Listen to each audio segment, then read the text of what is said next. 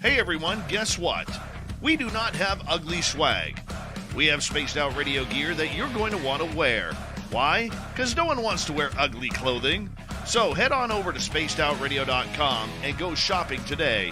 You'll be glad you did. And it's a great way to support our show. Once you get your gear, send us a picture of you rocking out in your SOR swag. spacedoutradio.com, shop there today, and make yourself look good.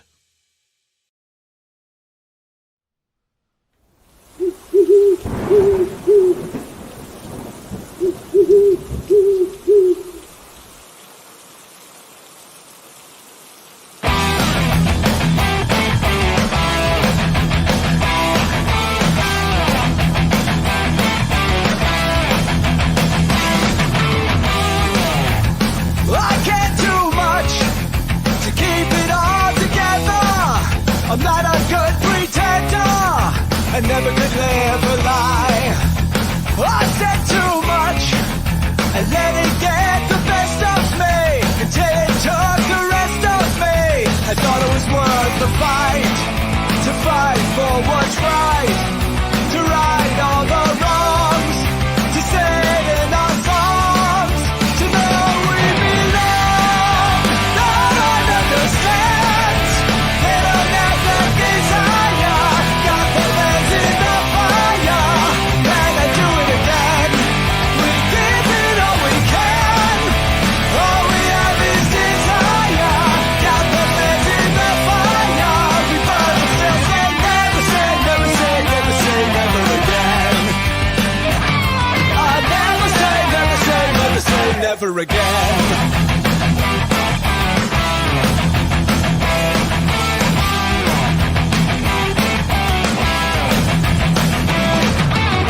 I learned more from one enemy than from 1,000 friends. That heaven takes care of the fools and scoundrels in the end. You learn more from one lie than from 1,000 trolls. Greetings, space travelers. Welcome home. You just tuned your dial to Spaced Out Radio, the only place where you can own the night.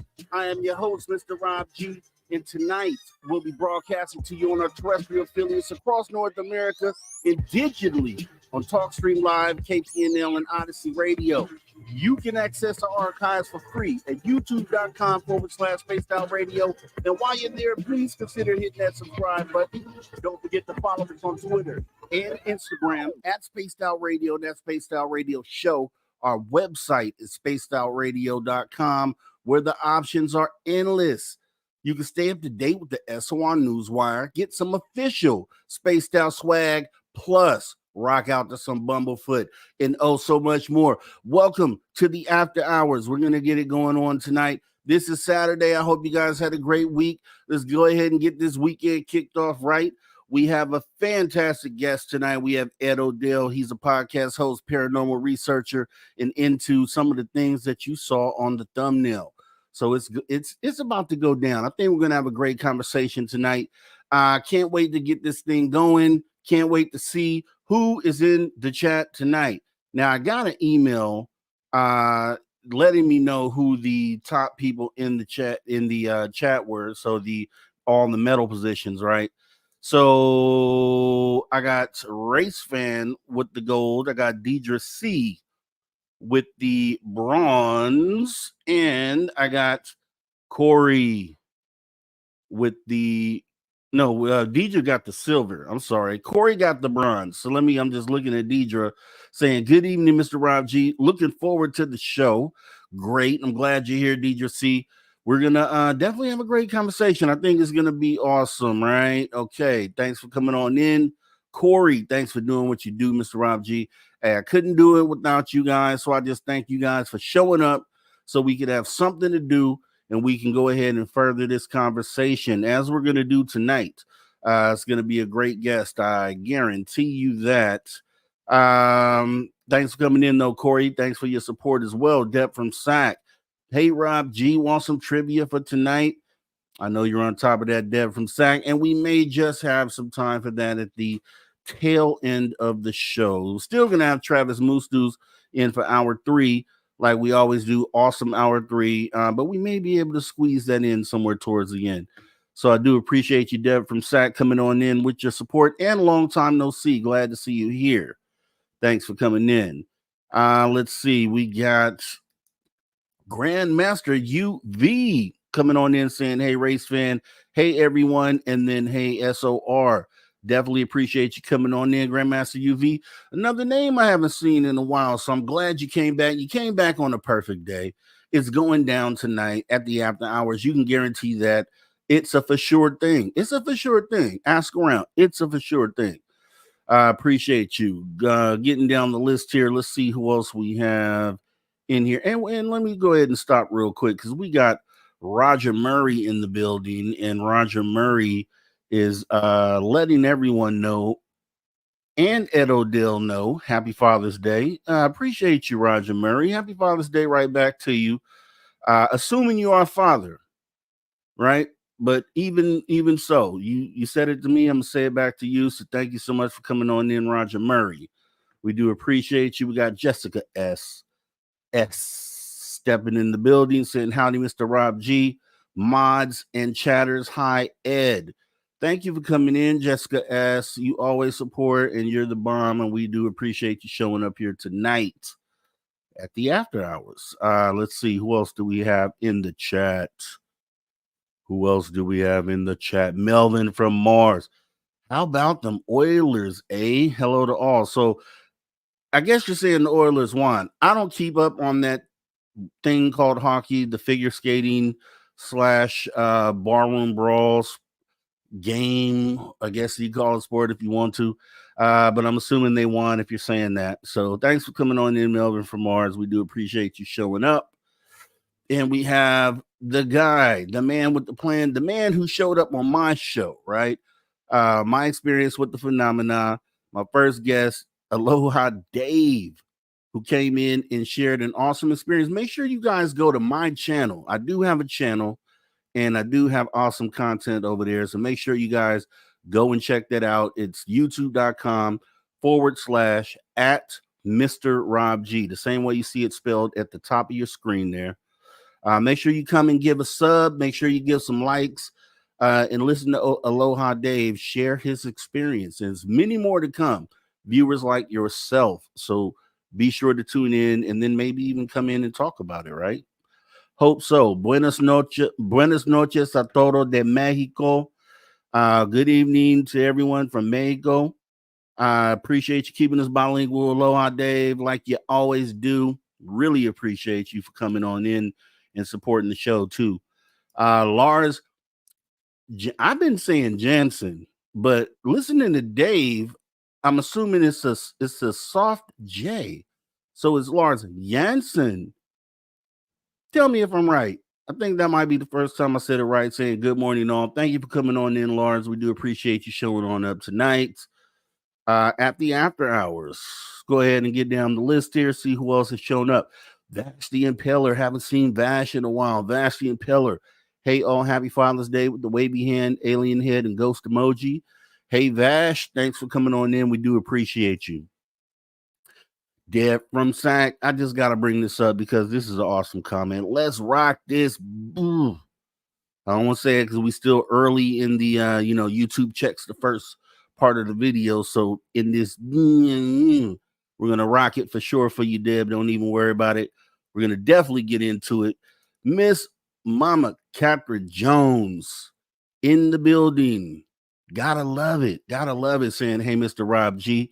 Hey, Miss Mama Catherine Jones. Do appreciate you showing on up, as you always do. You come in to support. There's no doubt about that. We do appreciate you showing on up. Did I say Melvin from Mars? If not, he says Rob G. Melvin from Mars. Do appreciate you coming on in. You always are supporting as well, Melvin, and I do appreciate you showing up, bringing the good energy into the building. That's really, and we don't want any of that negative stuff. No trolls, no negativity. We want all that positive stuff because positive is positive and creates positive. And then as soon as I say that, I get to my guy, Lil Count 51, who's actually over on Twitch right now, who's talking about a mass shooting in Michigan. Oh, 9+ people shot. Oh my God, that is horrible. Prayers to those involved in that situation. And I noticed you said shot and not unalive. So hopefully that's the case, and hopefully it stays that way. But prayers out to those involved in that. Appreciate you, Lil Cam 51, for keeping us informed on that. And thanks for coming in and supporting as well. Let's see, getting down the list. And I'm going to try to get through because we have the weekly review, obviously, we're going to get to in a moment. First super chat of the night, Deb from Saxon. Happy Saturday, Rob G. Deb, thank you so much for your support of Spaced Out Radio. And you know we love you. You know we love you. And I know you love us. So we do appreciate any support that we can get here. And yeah, definitely. Oh my God, here we go. Mike Jones. I ain't seen Mike Jones in a while. Mike Jones, I appreciate you. Like, sub, share at the Social Dig with Rob G. I appreciate you, Mike Jones. Mike Jones is definitely someone who goes over to my channel, the Social Dig, and supports over there as well, along with Deb from SAC, Mama Catherine, a lot of the people here in the chat. And, it's definitely a great place to be. So appreciate you, Mike Jones, for putting that out there. And thanks for showing up tonight. It's been a minute. Penny, thanks so much for coming on in. Penny, good Saturday evening, everyone. Happy Father's Day to all the dads.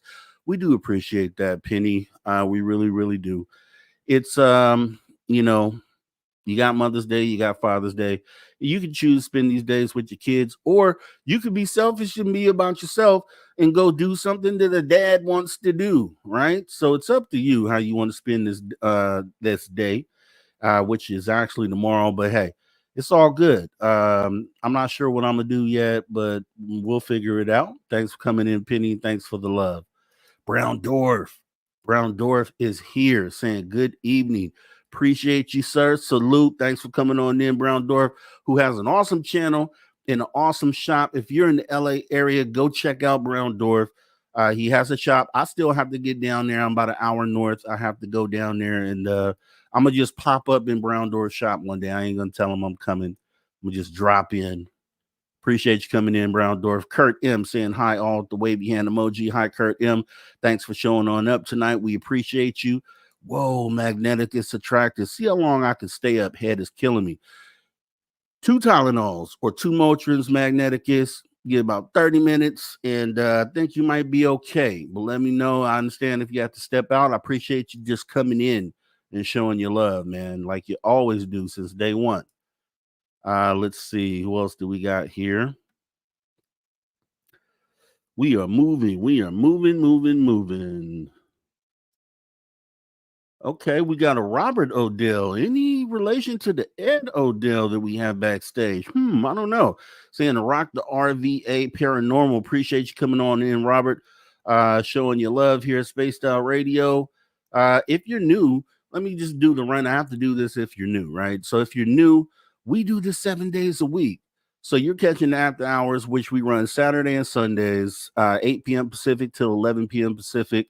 You got the Cryptid Huntress, Jessica Jones, who is on Sunday. So you can catch her tomorrow from 7 p.m. to 8 p.m. right before the after hour show. So you watch her show, roll right on over here to this show. And then Monday through Friday, you got the captain of the Woo Train, Dave Scott, running the Woo Train Monday through Friday, 9 p.m. Pacific until midnight. 7 days a week, y'all have something to do here at Spaced Out Radio. So we appreciate you subscribing, hitting the like button, and coming back and checking out more content. Thanks for coming in, Robert Odell. Rain C saying hola, Rain C. Thank you so much for coming on in. We appreciate you coming in and showing your love here at the after hours tonight. We got Spite Fairy saying, hey, hugs, 5. Okay, I know who that is. You're under a new alias. It is Elf, and we do appreciate you coming on in. Elf, like always, thanks for showing up. And you rebranded, and I love it. Thanks for coming in, Elf. Let's see, Eclectic Spiritual People saying hi, all. I like that. Eclectic Spiritual People, which I consider myself that as well. So I identify. Thanks for coming on in. Flat 6, everything, everyone. Okay. that makes me think, Flash 6. I appreciate you coming on in and showing love here tonight. Let's see. We got Roger Murray, Rob G, not father, son, Vietnam. I'm missing that. I probably should see it, but I'm missing that, Roger Murray. Fill in the blanks for me. Appreciate you. Let's see. Ruva saying hello, everyone. First time here. Well, I hope you caught the spill 7 days a week right here, Spaced Out Radio. Catch awesome content. That's just the brief version. Please make sure you hit that subscribe button, notification bell, and come back. Every night it goes down right here on Spaced Out Radio. Amy WC, thanks for coming on in saying, hey, everyone. Appreciate you showing up. Amy WC, another name I haven't seen in a while. Thanks for showing up, Amy WC. We appreciate you coming in. Jennifer, thank you for coming back again. SOR Rob G, peace sign, cheesy emoji. We do appreciate you showing up. Thanks for coming in. Let's see. Nicole Ryan, another new name saying hi all. Thanks for coming on in, Nicole. We do appreciate you showing up here after hours tonight. Getting down the list here. Usually trying to get down as quick as possible. You can tell I'm trying to get down because we have to get into the SOR weekly review. So let me make sure I'm not missing anyone else. Let's see. Oh, now you're back to Puck Elf. Okay. I understand. Okay, Puck Elf, we can see you. Phineas Coathanger saying, yo, Rob G. Phineas Coathanger, thanks so much for coming on in from X. We do appreciate you showing your love all the way over there from X. Christine saying, hi, Robbie G. Hey, Christine, thanks for coming on into the after hours. You already know the program. Thanks for showing on up and showing the love. Susan Place, hello, everyone. Happy Father's Day to all the dads out there. We do appreciate you, Susan Place. Thank you so much for dropping that in and giving us love like you always do. Let's see. Coming down the list. Who else do we got here? I am obviously behind because Deb from Sac threw another super chat in the building. She threw another one. All the zombies coming out for Rob G tonight. Ha ha ha. Appreciate you, Deb from Stack. That's a man back to back. Okay, I love it. Thanks for coming on in and man. Keep them coming. Let's see, Paul DeMond. Hi, Rob. Have a great show. You know we try to do that, Paul DeMond, just for you, specifically for you. Okay, so thanks for coming on in, Paul DeMond. I'll make sure that we do what it is that we do here tonight. And moving. I'm almost to the bottom. It looks like I'm getting close. So Carolyn Shellhorn saying hi, Robert Odell. Hi, Rob G. Oh, okay. So it's Rob and Rob. Got it. Thank you, Carolyn, for bringing me up to speed on that. And thanks for coming on in. Consider hitting that subscribe button, that notification bell, and coming back because we do it here 7 days a week. And check out the Cryptid Hunters, Jessica Jones, as Mike Jones says. Yes, Laura Lee Seaton saying Rob G. Hey, Laura Lee Seaton, thanks so much for coming on in. You've been coming around a lot lately, and I really am enthused that you have decided to come in and join the family like that. So thanks for coming on in, Laura Lee Seaton, and thanks for showing your love tonight. Karen in the Woo Train. Hello, Mr. Rob. Hey, Karen. Riding the Woo Train, and you know that's what we do here, so appreciate you coming on in, Karen. Thanks for showing your love. Let's see. We are almost there. Ooh, 29 likes. Yikes. I understand we haven't got it going yet, but we got more than 29 people here. Can we hit those like buttons and kind of get those numbers up? Let's at least have this show with 100 by the end of the show. Can we do that? That's all I'm asking. If we could at least do that, we'd appreciate it. Let me see. Who else do we got here? Mama Catherine Jones showing love. Thank you so much. Happy Father's Day to the SOR fathers. That is so sweet. Thank you so much for doing that. And we do all appreciate it. Okay. I think we are now current. Yes, we are. And I think I said Penny, but I want to make sure, Penny, Thank you for coming on in case I didn't say your name. So with that being said, we're going to have a great night. We're going to have a great night. Let me just reiterate, we are going to have a great night. But what we need to do first is do as we always do and hop in the SOR time machine and go back and check out the week that was Spaced Out Radio. We had an awesome week. You know, we had Dave with the earache, but we still made it work. And we're going to go ahead and take a look and see what it was that you may or may not have missed in the SOR weekly review. So here we go. Kick back and enjoy the show. I actually contemplated ghost hunting for about a month after that, of like, if this is something I really want to do. I can And see. then, I yeah. would question it too, especially when you're getting sick. I don't like getting feeling like I've been overpowered by some kind of energy, especially if it's a dark Agreed. kind of energy. And that's where, like, I really thought about it, of maybe I was being a little bit of a prick talking to them.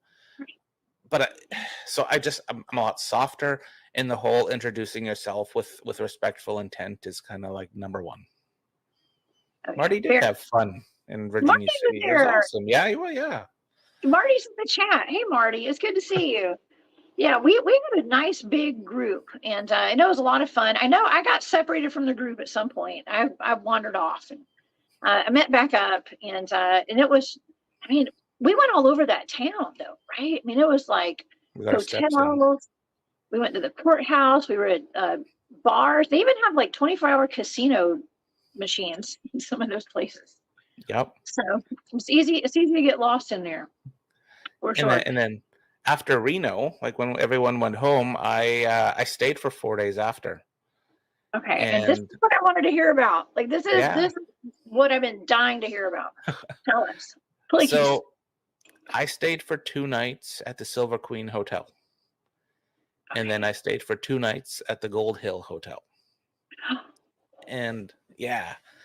And it's funny because the first night, Brad, who was with us, he's like, and they're like, can we come up and ghost hunt with you for a night? So I'm like, absolutely. So they drove up and then like drove home after.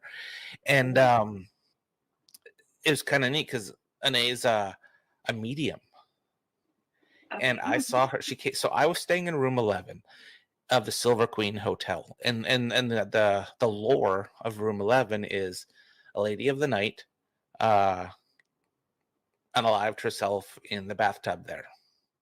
So that's the crystal ball. And what took me years to notice is you could see the pyramid inside the ball.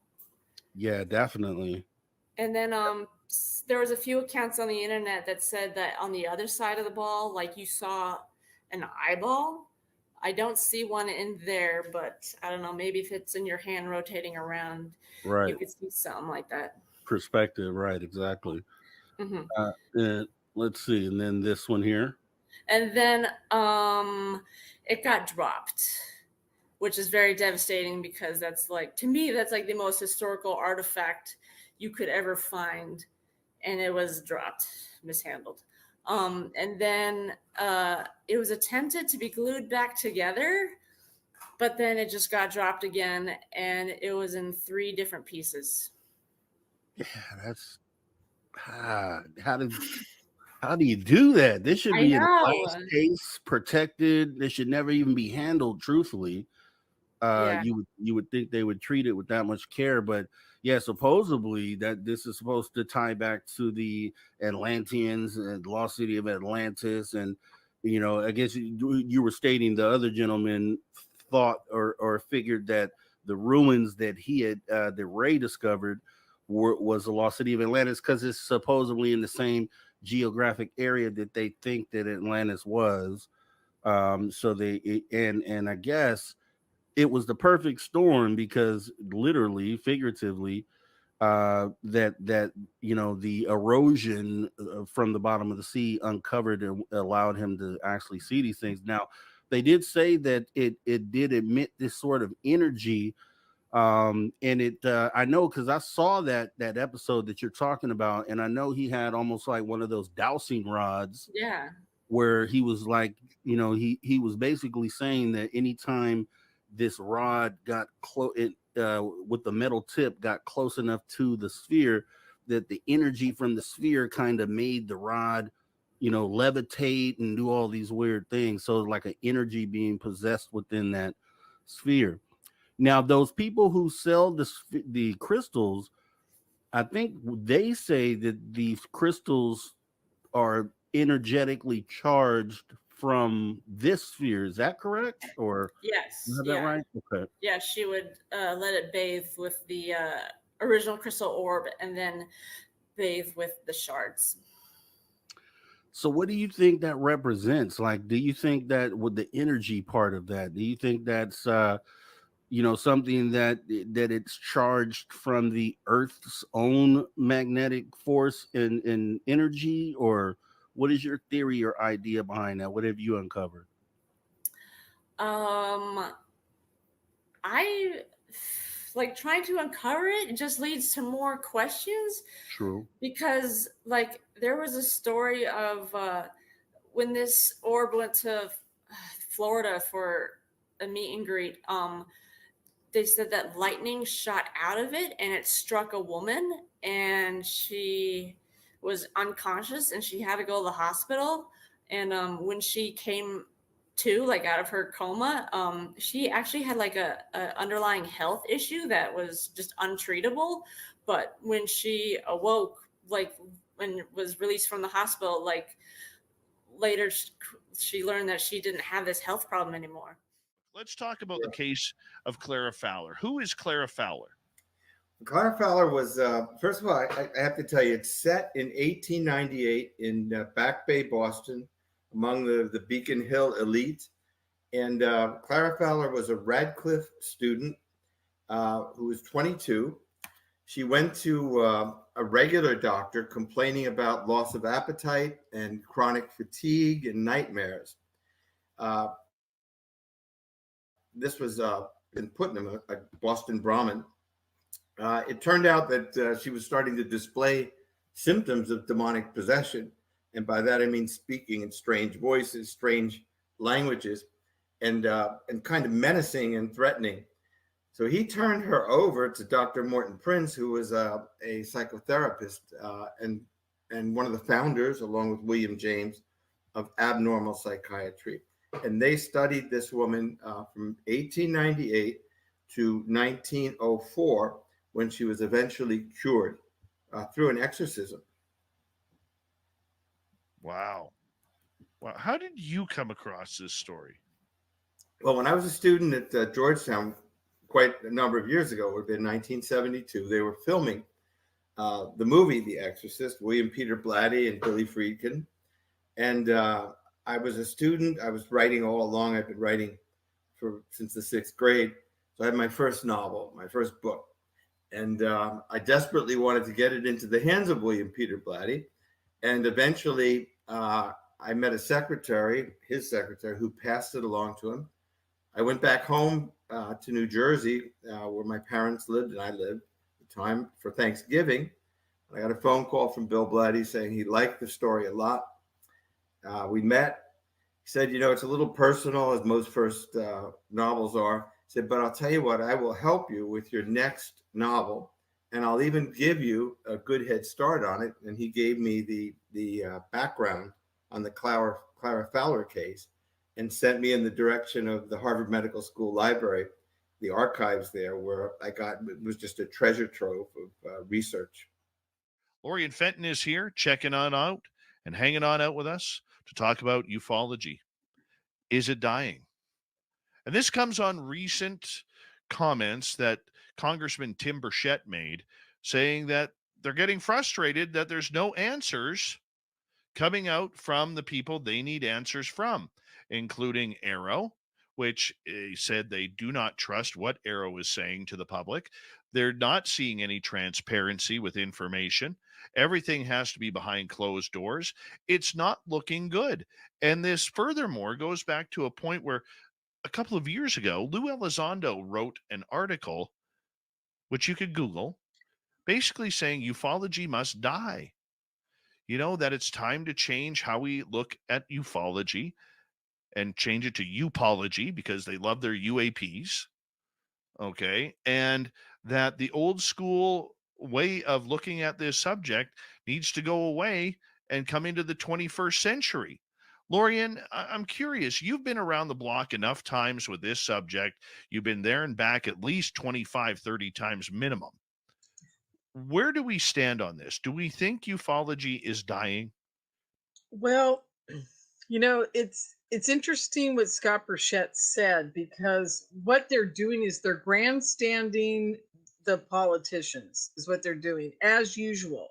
And when I say they, I'm talking about the people in the dark recesses of all the alphabet agencies who do not want this out. Now, the main reason they probably don't want it out is, I got to give all credit to Michael Schratt for doing all the work on this. Have you had him on recently, by the way? No, I got to get Michael back on. Okay, now, what Michael has been saying for years, and the first time I met Michael many, many years ago, this was our first topic that we talked about. We didn't talk about the crashes that he's really known for, is his artwork and all the things he's done around that. What we talked about was the expenditure in the black budget, about how much money they're making off of ufology. Now, in the dark recesses of the ufology, wherever they're, trying to, what do they call that? Back engineer all the technology through Boeing and Lockheed Martin and, all these places. These guys are making millions and millions and millions of dollars in a black budget project where they're charging the regular military $9,000 for a hammer. So you told us about the shadow people that you saw when you were a child. Have those same shadow people followed you through adulthood? They actually did for a little while. When I was 18, 19, I was dating my first fiance way back then, high school sweetheart type stuff. And he was living with us for a little while, and then we moved to his mom's house, and that house started getting weird activity, and I didn't really correlate it until I had an interview with Bill and Jackie for their book coming up, Trauma, and like the correlation between trauma and the paranormal. They asked me the same question, and it, like, I don't know where it rang a bell. I was like, oh my gosh, it did follow me. I forgot about that. So when we were living at his house, he had two siblings that lived there, both older than us. His older sister and his brother all lived upstairs, and we were on the main floor. And there were a few times where she would tell us that she would pull up into the driveway after work, and she would see a shadow person in her room. So she thought somebody broke into the house. So she would call the police, and nobody was in the house. Or this one time, his older brother was walking down the stairs, and he saw a person in the living room just staring off into space. So he went upstairs and grabbed his bat, and when he came back down, nobody was there. So a lot of stuff like that happened while we lived there, and then we would have stuff just disappear or get moved or something. And then there were times where I would feel watched a lot, like I did at the old house, that sick to my stomach feeling. And then we moved out and went in, we got like our own little apartment, and I don't believe it followed us there. I don't think it did, but it definitely did it when we were living with his mom for a little while. So he actually experienced a lot of the stuff that I did, and it was kind of a relief that somebody else was experiencing the same stuff that I was.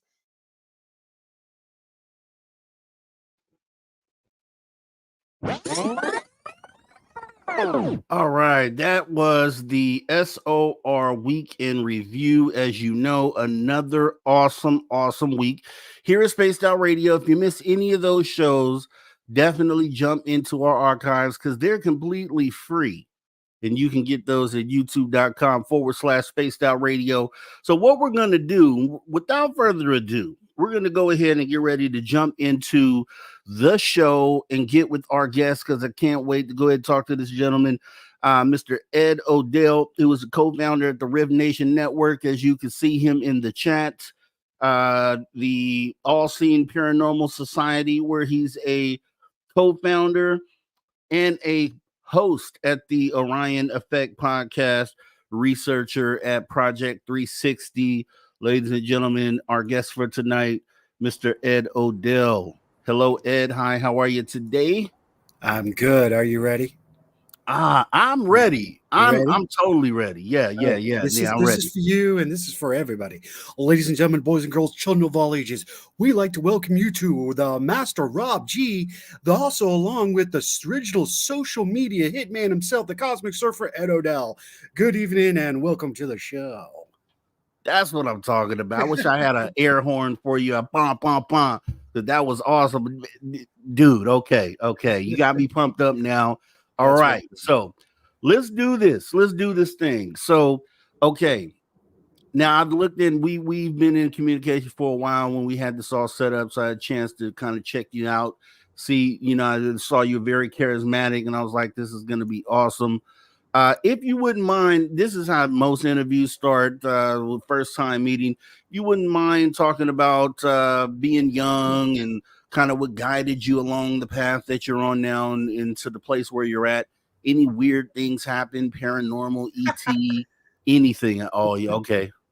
I'm ready. Let's go. All right. First of all, good evening, everybody. Carrie Lynn, my sister's in the house. Rob is in the house. That's my brother. Nikki, she's part of my social circle, my spiritual team, if you will. All of them are my spiritual team. Catherine, I want to thank everybody. Thank you for taking the time. It's so light here because it's 11:30 here on the East Coast. So props. Second thing is, I just got to let you know, I'm giving you as much as I can. I have torn tendonitis and muscle structure in my right ribs.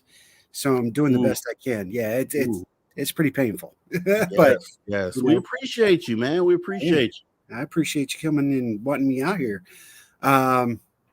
Wow, where do I start? Me and Rob's raising is not the same as everybody else when it comes to the paranormal. Majority of the time, you hear these people, and I'm going to take these off. I can't see for a minute, but I'll.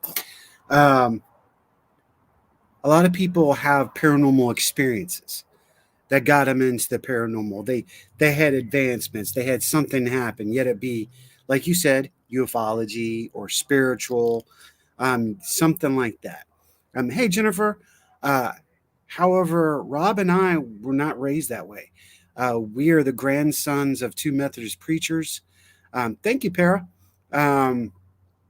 And my father was, or our father, was our Army Air Corps intel officer for the Enola Gay.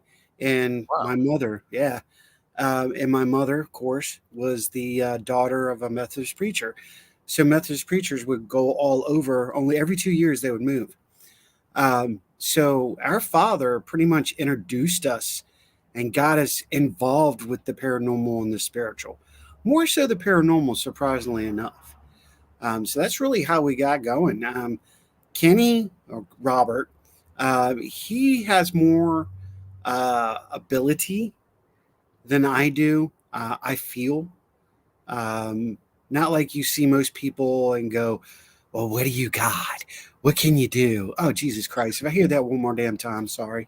You're good. But that's not the way I roll. I'm very sensitive to static, electricity in the air, just because physically, I have no sinuses from here. So I have very undeveloped sinuses.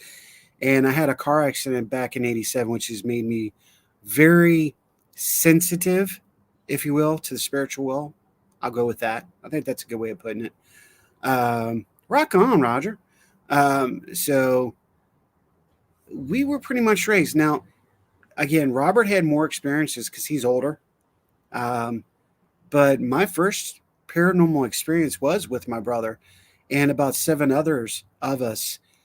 We were doing the kids thing when we were teenagers, going through the woods and creating havoc. And it was about 7 of us. And we were walking down this one path leading to one of the community colleges. and we passed this dude who was wearing a yellow jacket, a pair of plaid shorts, and I want to say it was a teal shirt. And we're like, "Hey, how you doing?" And he just didn't even glance at us. Really, he just had this really cold look on her face. We're like, "Well, okay, dude, whatever your choice is, whatever." I'm being real good, by the way. So we go cruise on. We see a tent that's up in the woods about 30 yards off to our right, up on the hill. We're like, okay, we didn't think of it. Somebody's, camping out in the woods. Hey, okay. We come back. He's nowhere to be seen, but you still see this tent because it's there. It's like, boom, yay, look. Like, whatever. Get back, and we're talking to my parents, and my mom goes, "What did you see? Where?" So we told her, and she stopped, and she showed us the article in the newspaper that a young man had committed suicide in those woods 2 days earlier. Wow. And exactly where it was, and the tent, and he had a falling out with his parents, and he said he couldn't take life anymore, and he broke up with his girlfriend. So unfortunately, he left us.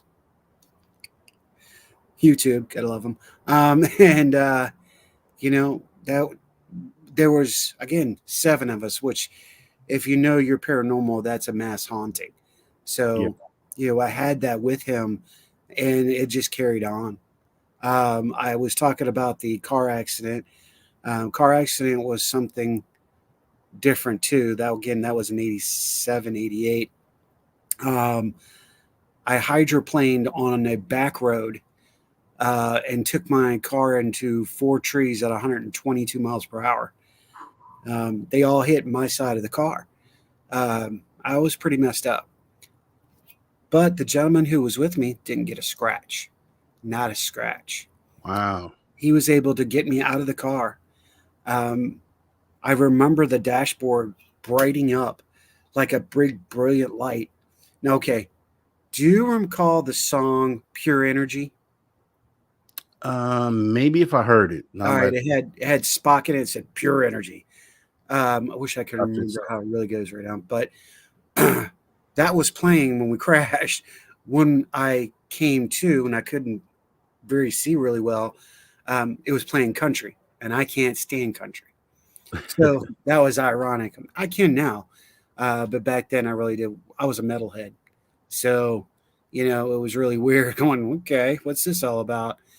I get to the hospital, and I get pulled out of the car, and I literally, Information Society, thank you, Mag. I appreciate that. Yes, thank you. So I walked to the stretcher, and they're all mumbling like, how the hell, finally pass out on the stretcher. And as I'm going through the hallway, I could hear a lady. Here you go. Hear a lady talking, and it was a nurse of some sort. Pretty cool. She was really comforting, really nice, and I know there was about 3 or 4 other guys. Got me in. I did all this. They put me through all the tests and everything. Got me into CCU, and then we're getting ready to leave, and I was like, I want to get flowers. That I did. I got flowers for the entire staff. My mom helped me with that, and took flowers up. And KLF, oh, dude, Flat 6, you rock, dude. Another one of my favorite bands. That's kind of spooky. I love KLF. Wow. All right. So I get up there, and come to find out, there was never a nurse that attended me coming off of the stretcher into the hospital. So call that what you will. Call that what you will. Maybe I was touched. I don't know. Something saved my butt. 9 lives. I've got 6. Nope. I'm missing 6. I got 3 to go. It sounds like it. That's insane. That's insane. So, immediately. So that's why you laughed, because you had a lot of doses early on, and that being exposed to this phenomena, whatever it is. What do you? So, guardian angel, is that what you think, or what are you feeling like? Brother, I'm not gonna lie to you. It's just like I say about the paranormal. I don't know.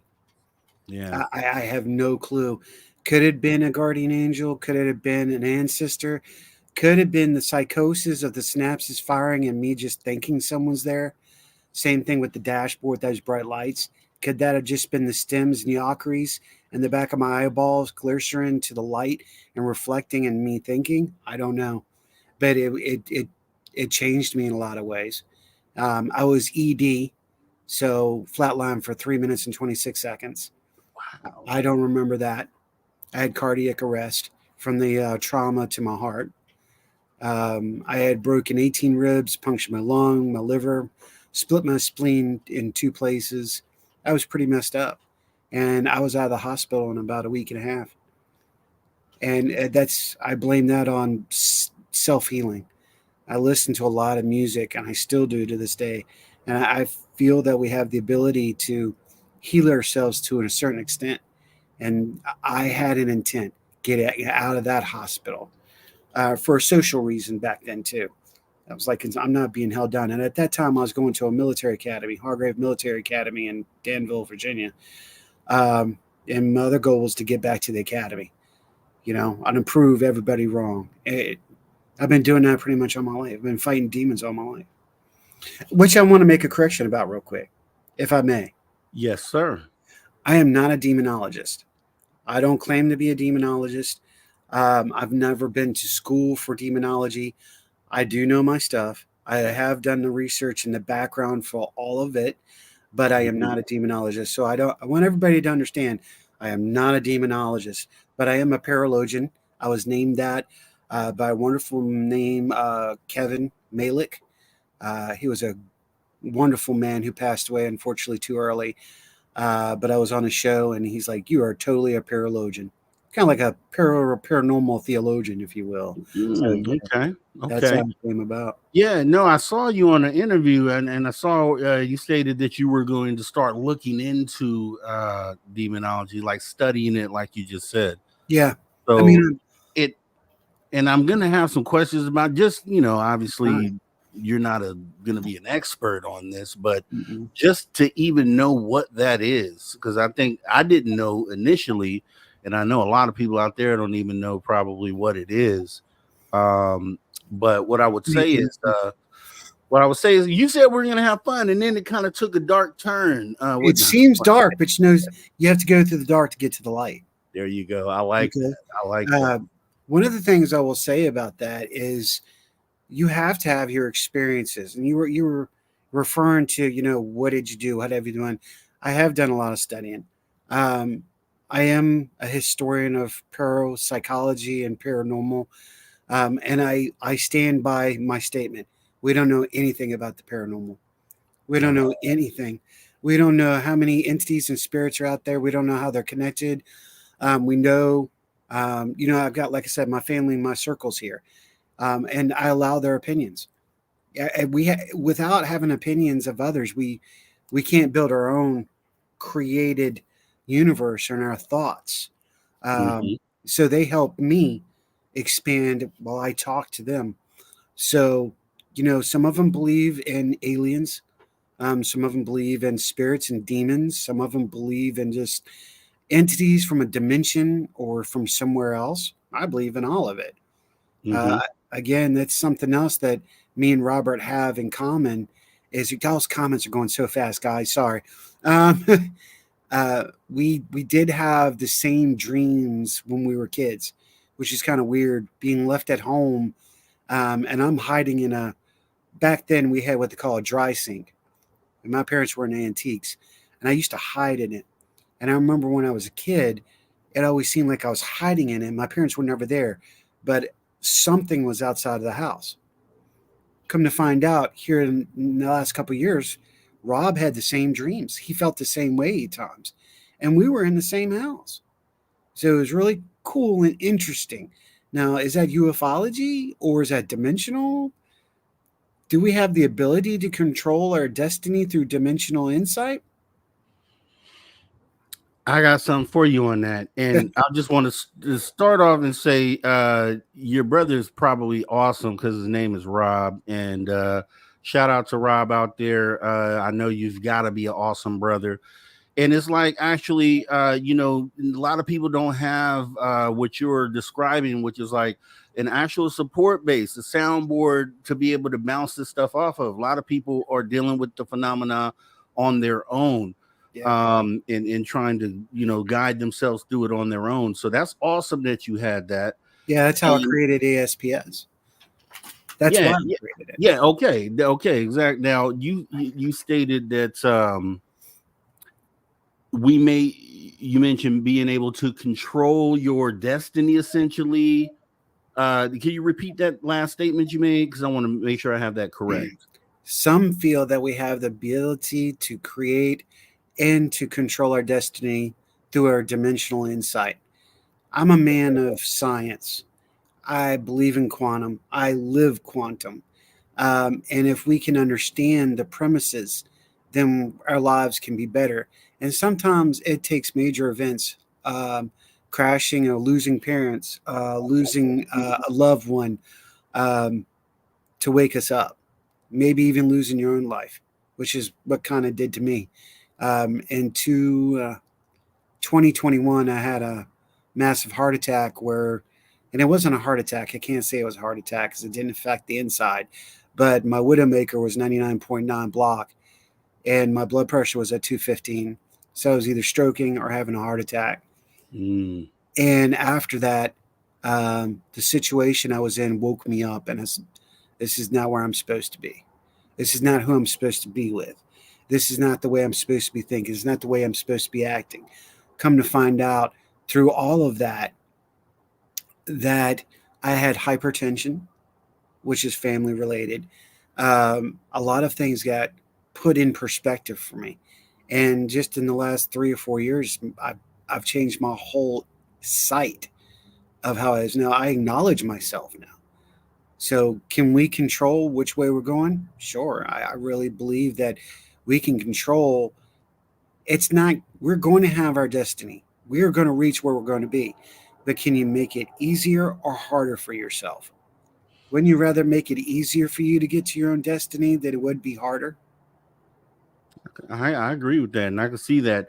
I've thought about, and this is what I thought you were saying. You know, as far as the way you live out your life. So so you had your car accident and you had the near death experience. So I'm under Twice. the thought process that what may be happening is, and this is just theory, all right? So Yeah. I mean, it's all we got. exactly. So I'm like, okay, you're in this dimension, you're going down this path, you run into this near death experience where maybe in this current dimension, you don't make it out of that. However, in that moment, you jump over to a parallel dimension where you made it out of that, right? And then that happens again. So you run into the next incident where you may have not made it, but then you jump over to the next one and you're able to continue on. I just think about that because even myself, I've been in a lot of situations where I look back and I'm like, man, I shouldn't have got out of that. Like, how was I so lucky to miss that or bypass that? And it's just, I just have to think like maybe I was in a dimension where I didn't make it out of that. But in that moment, I was able to move over to a parallel dimension, which allowed me to continue on. What do you think about that, Ed? You know, that goes into quantum circular theory. One merging into another. Oh, did you see that? That was pretty cool. Let's do that again. Yay. I have a story about that. I have another story. Hey, I'm filled with them tonight. Woohoo! So we have about 5 minutes, then we take our break. So just so you know the time frame. No problem. Real quick, the widowmaker is your top artery that goes up from your heart. So I know somebody was like, "What's the widowmaker?" The widowmaker is your main artery that'll go up from your heart up to your neck. That's why it's called the widowmaker, because a lot of people actually die from that actual thing. So After the car accident, something else took place. Me and the individual that I was with, I was in the kitchen, and I walked up, and there was a lot of stuff in the backyard where we lived, and I looked out the window, and the stuff was not there. Was not there, and I'm like, wait, did somebody come get such and such? Da da da da da da. And they were like, no. I was like, come here. So they stepped into the kitchen and looked to the window. Nothing was there. Everything was gone. It was like a flat backyard. And she had looked at me like, what the WTF, right? I'm like, I don't know. I guess the landlords had called somebody. We go out of the kitchen, talk a little bit, come back in to get a cup of coffee. I'm looking in the window and everything's back. Wow. You explain that to me, Rob. I know. Dude, I think we can certain people have the ability to, just like people have a unique sense of extrasensory perception, other people may have a direct connection to dimensional interchange. That's what, I think we were talking about. Could that burst have put me in a completely different, could it have saved my life, actually? Right. Because that energy burst put me in a bubble, which kept me from dying. Right. By all means, the good Lord should have taken my butt upstairs. Yeah. And even something as simple as, which I'm sure a lot of people have experienced, like the missing remote or the missing thing that you just put down there, and you look there and it's no longer there. And then you go all around the house and you come back to the same spot and it's there. Yeah, that leads into the Mandela effect. Exactly. That is, and it can't be a hiccup of the mind. It can't be, a brain fart with everyone experiencing that. There has to be something else to that. Let's talk about the butterfly effect. The butterfly effect. Let's talk about that when we come back, because that's exactly what you're talking about. Poof.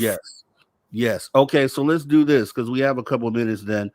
I guess let's talk about real quick how you founded the All Seeing Paranormal Society. Like, if you just want to give a brief little thing on that. No. I was in the process. I've already had one group, which is CRS.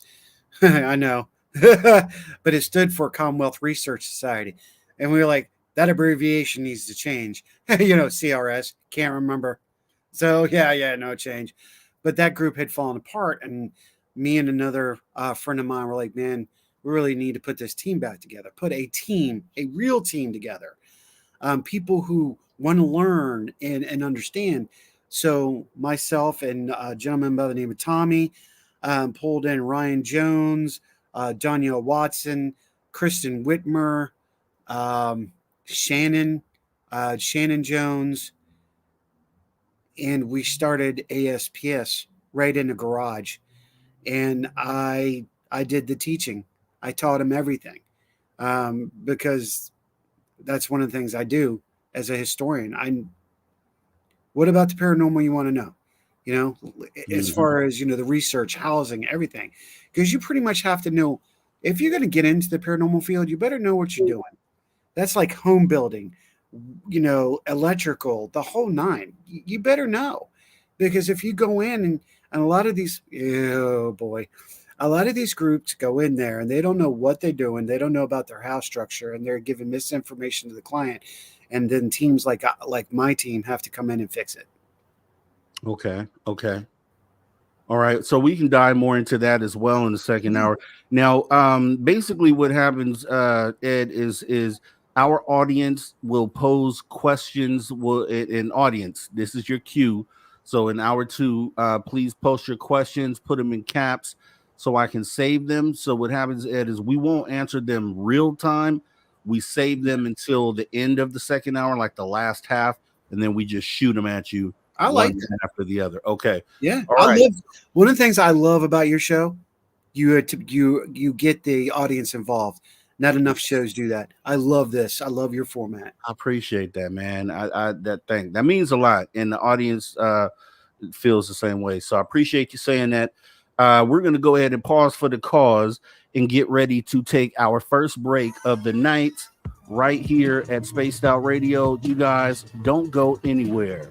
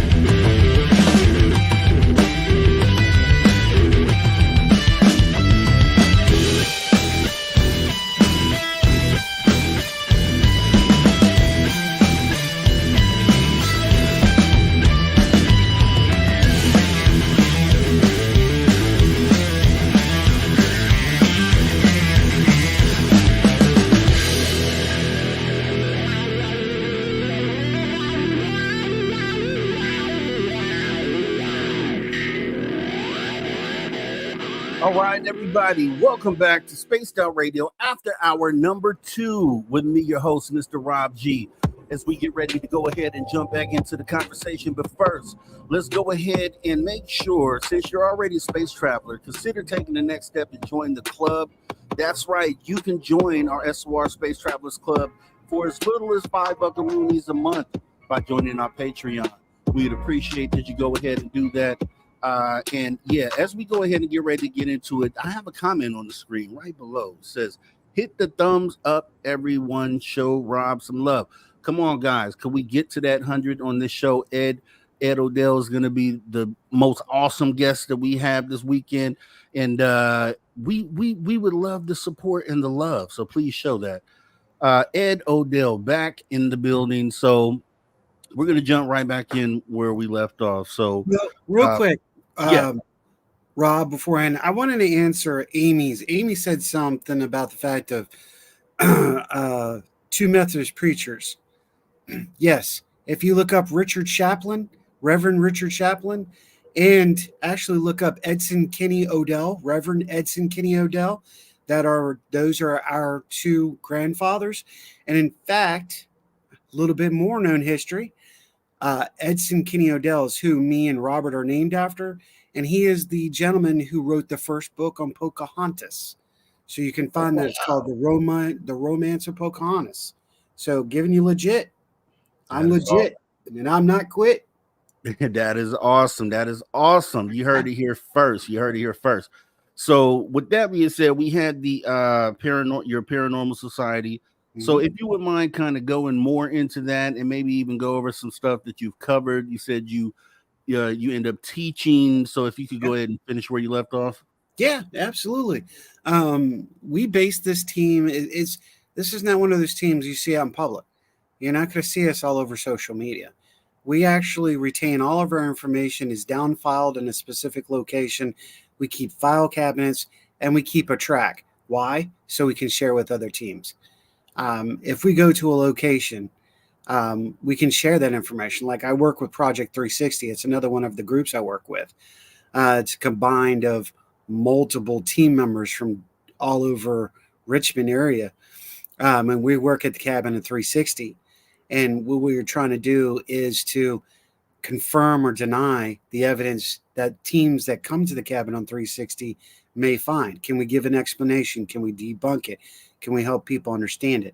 Well, that's why I created ASPS, All Seeing Paranormal Society. It's a double narrative, if you will. ASP, that's the snake that took Cleopatra's life.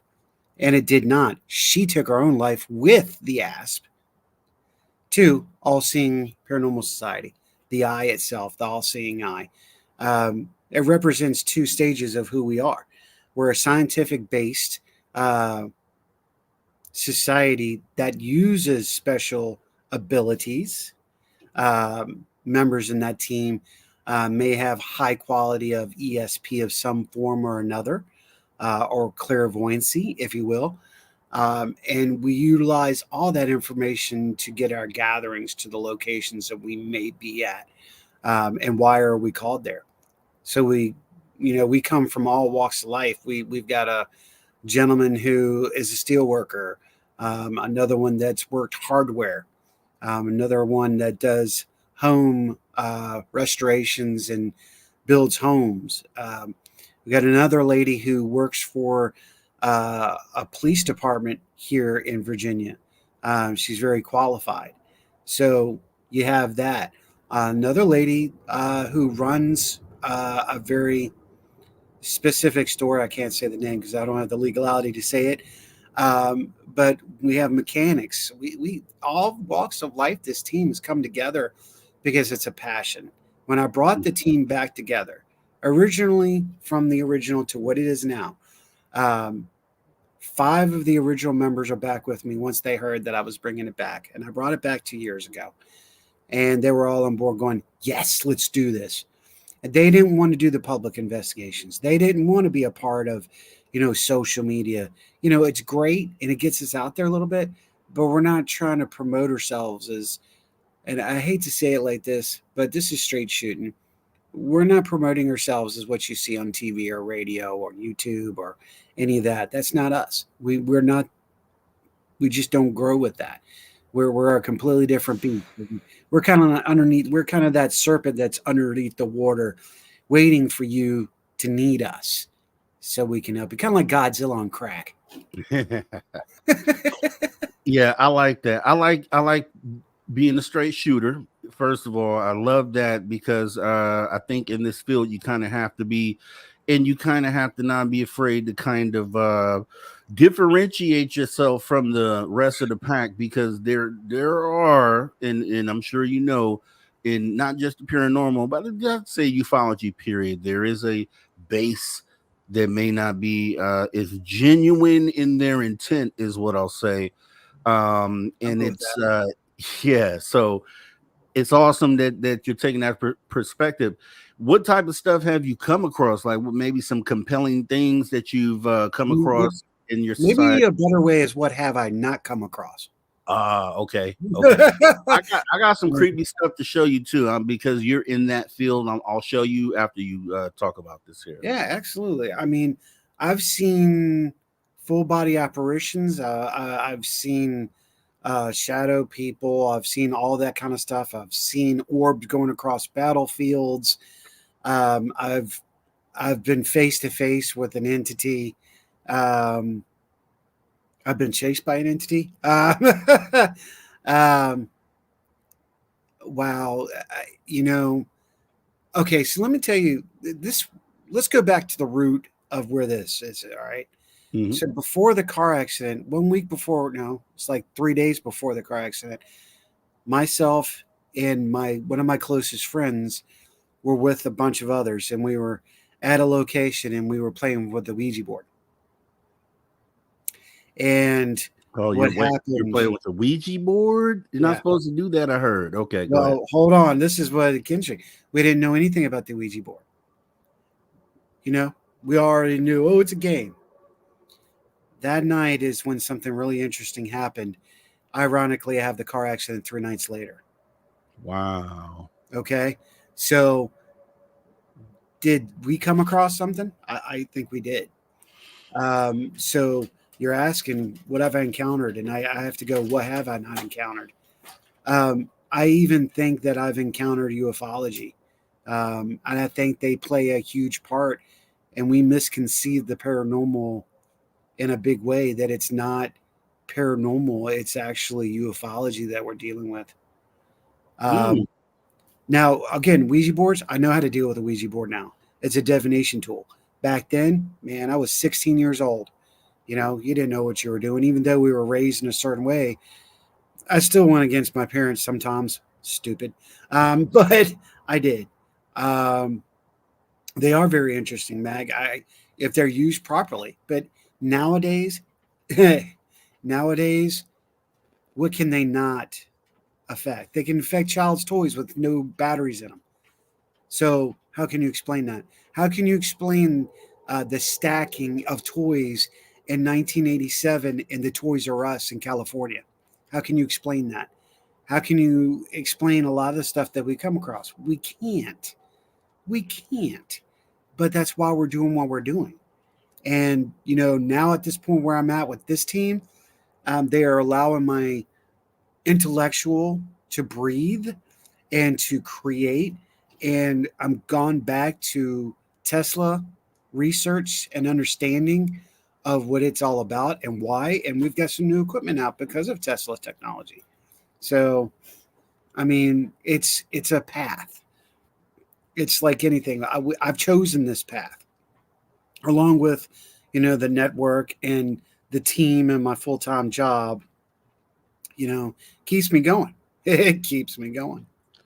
Have you come across things that you've been able to film on video or take pictures of or capture any data on? Yep. Actually, some of the interesting things, if you go to ASPS-Paranormal on YouTube, some of our older stuff is there. You can see that there's an entity that opens a door. We've captured a manifestation, or the beginnings there of a manifestation. We've got a couple of things on. We've got a lot of incredible EVPs there that you can listen to. We haven't updated because, again, we don't put our stuff out anymore. But by all means, go check it out. It's really interesting stuff. And we've just gone further now than what we did. I want to show you something, Ed, because this is actually right up my alley. And maybe being in the field that you're in, you could probably give me expertise on what I should be doing here and what this is. Okay, so just a brief backstory. I haven't had in my entire life, I really haven't had any dealings with paranormal, UFOs, any of these things, but that you're aware of. That I'm aware of, right? Because I do have the scar that I want to get regressed and see what happened. You're right about that. So as far as I'm aware, I had a sighting a little less than 2 years ago, which is technically my first UFO sighting that I'm aware of. 47 UFOs at one time in the sky, 12 in the afternoon, clear blue sky, no clouds. Unmistakable what they were. Okay, then right after that, I end up having what I'm going to show you here. And the audience has seen this, but because I've been able to capture the data, I never hesitate to show it, right? So this is what I have. If I can bring this up here. And every time they see this, they're like, whoa. And let me see, get on the right one here. Okay. So this was filmed in my house. All this stuff is going on in my house. Okay. So this, if you can make that out there down the hallway there at the end of the hall, full body shadow person that we caught on film here in this house. So no funny business, no anything. This is what was caught on the camera. What do you think it is? I think it's a shadow person. There's a few ways I could go with this. I'm thinking maybe something related to paranormal, being that it's a shadow person. Right.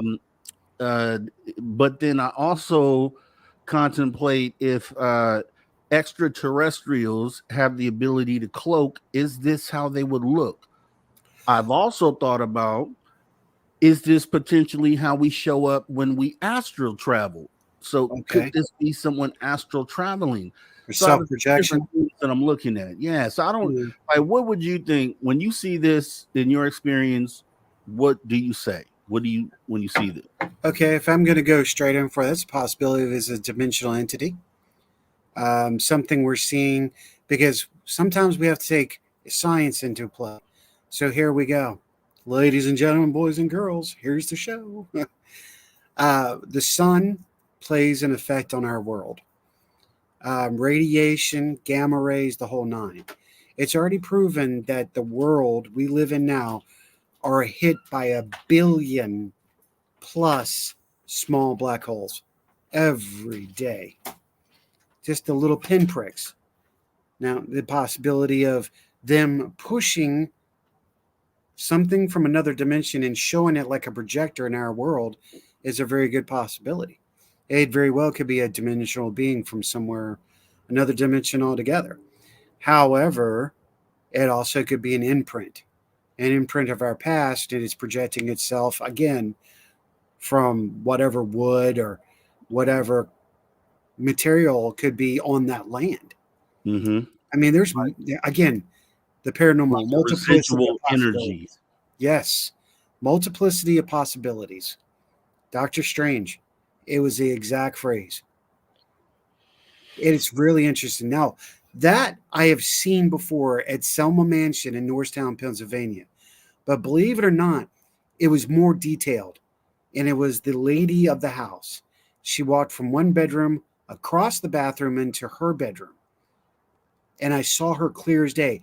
I was just coming up to bring out my sleeping gear and all that. Out of nowhere, walked up the second flight of the stairs, and she just went whoop right across in front of me. I'm like, holy son of a biscuit eater. What did I just freak? I didn't say that.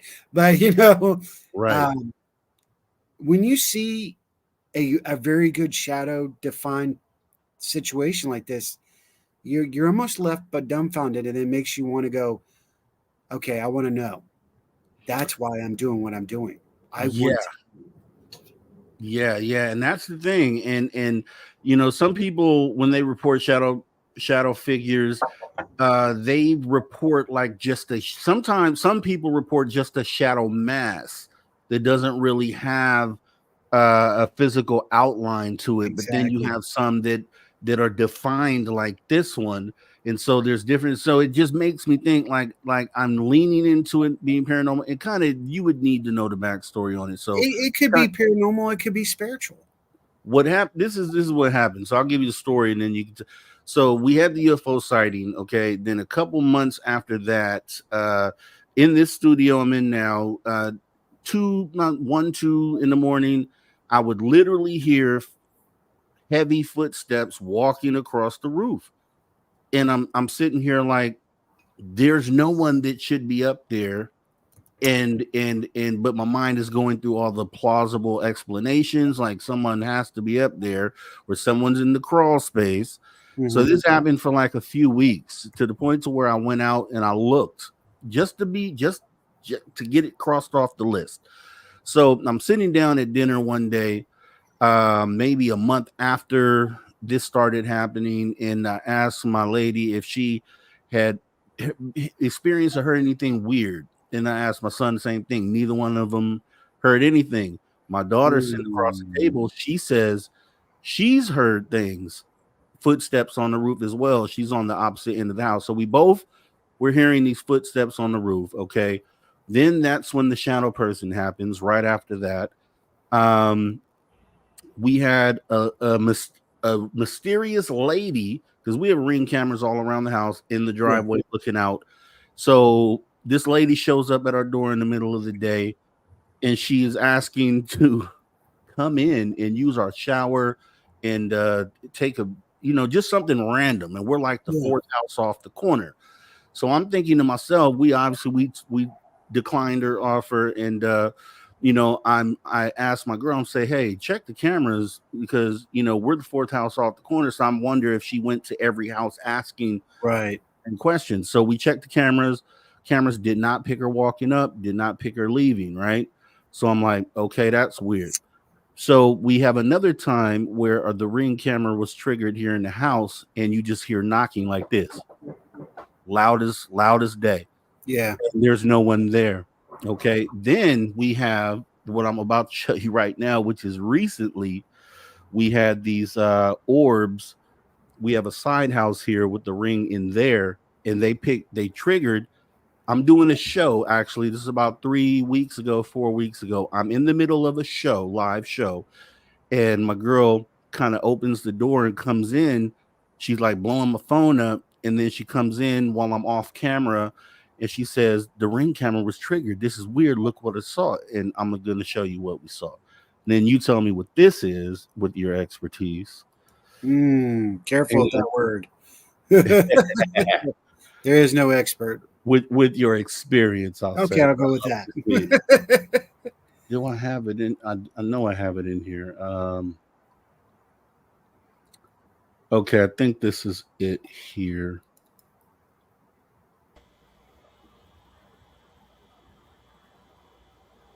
This triggered my camera multiple times. So we have 2 or 3 videos of this thing triggering our camera. We go in there, and you can't see it with your naked eye. Right. But it's still in there floating around. You have a very good class A orb right there. Yeah, that's an energy orb. Okay. Now we're talking. I will go with that.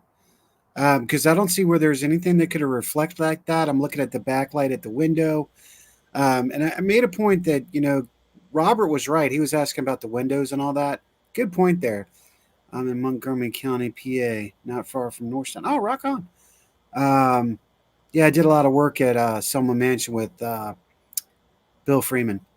That is, to me, that's pretty classical, brother. Okay. I mean, because you don't have any pets, do you? We have pets that are not in there. They're here in the house. What kind of pets? Chihuahuas. That's not a Chihuahua. There's no way that even with dander, you can see how it is on float. That if there was anything else other than an orb, it would be a feather. But I'm Mhm. going to take it you have no birds.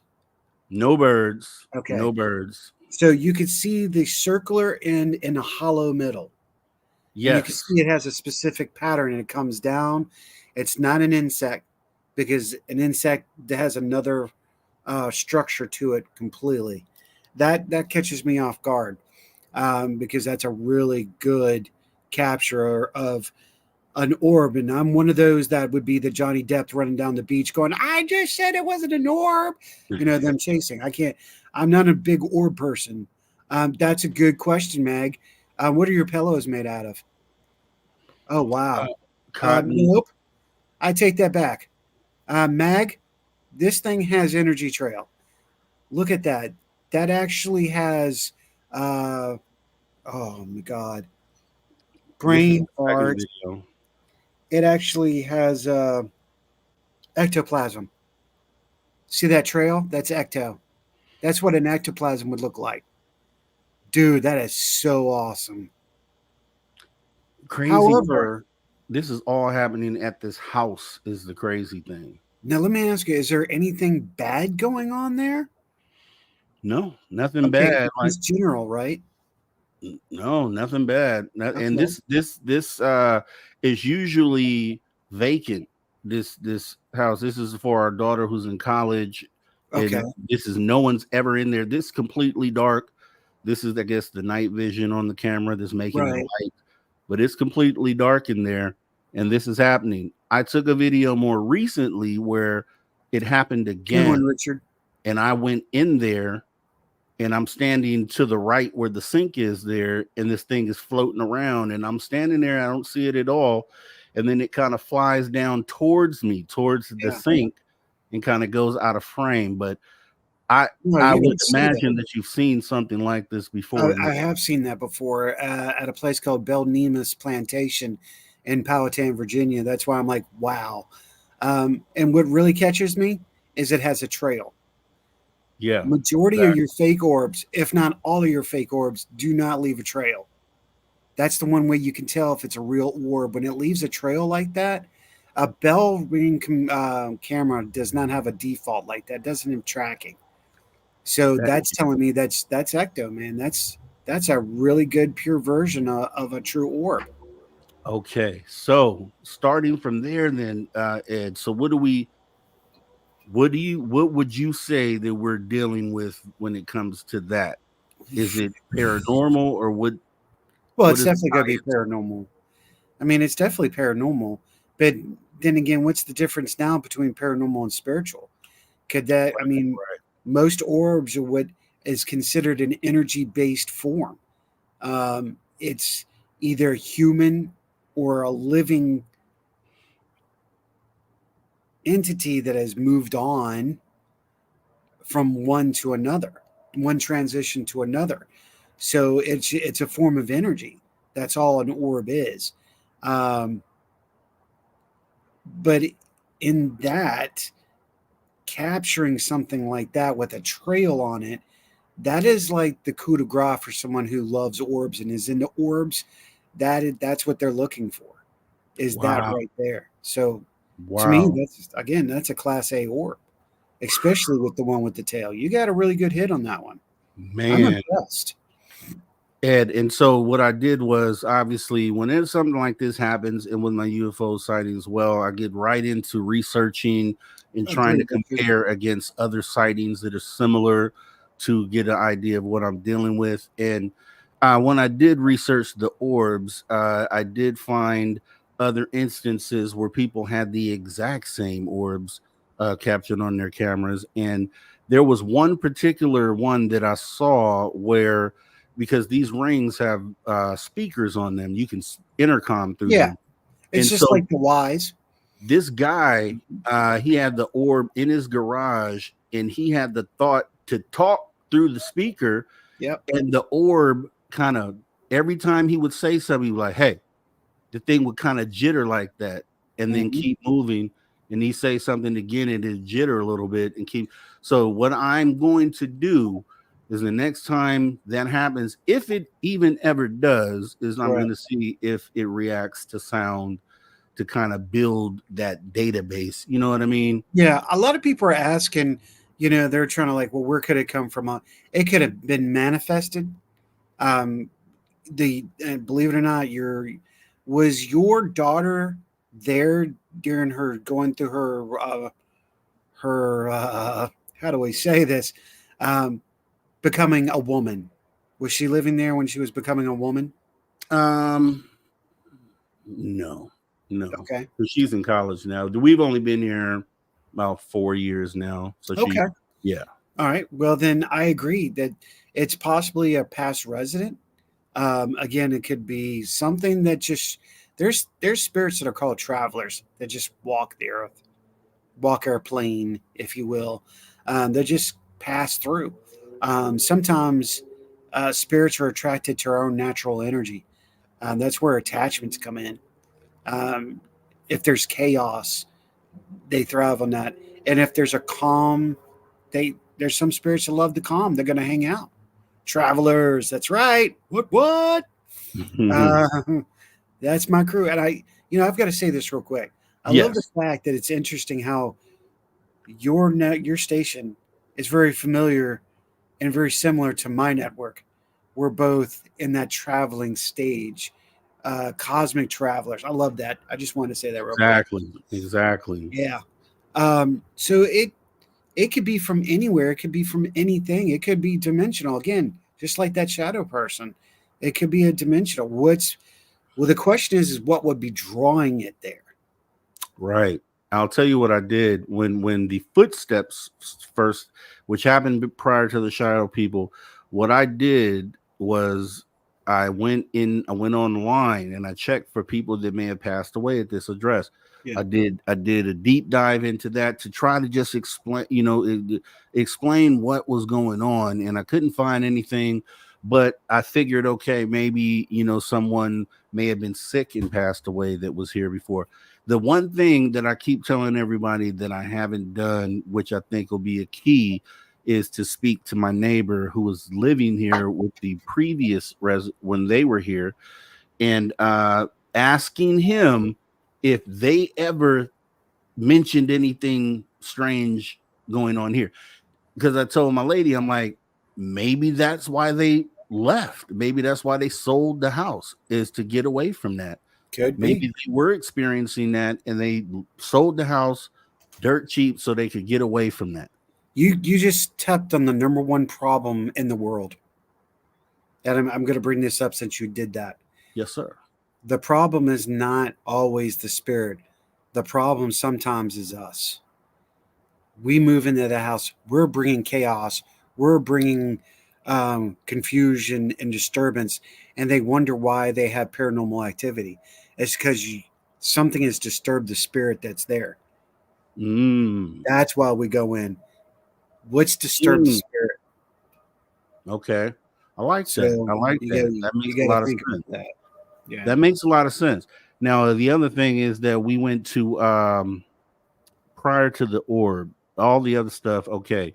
Even the lady coming to the door was strange. It reminded me like that's a little odd. That sounds like a black-eyed child right there. Exactly. That's what it reminded me of. So, but I kind of put that to the side. But I'll tell you, we went as a Spaced Out Radio. We went to Reno for a fan party about a month ago, and we went to Virginia City and did a ghost tour.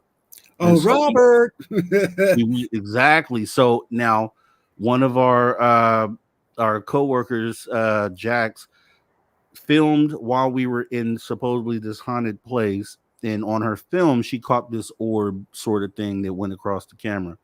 So, and then we had two people, Science Bob and Lala, who once they went home, they said that they felt like they brought something home with them.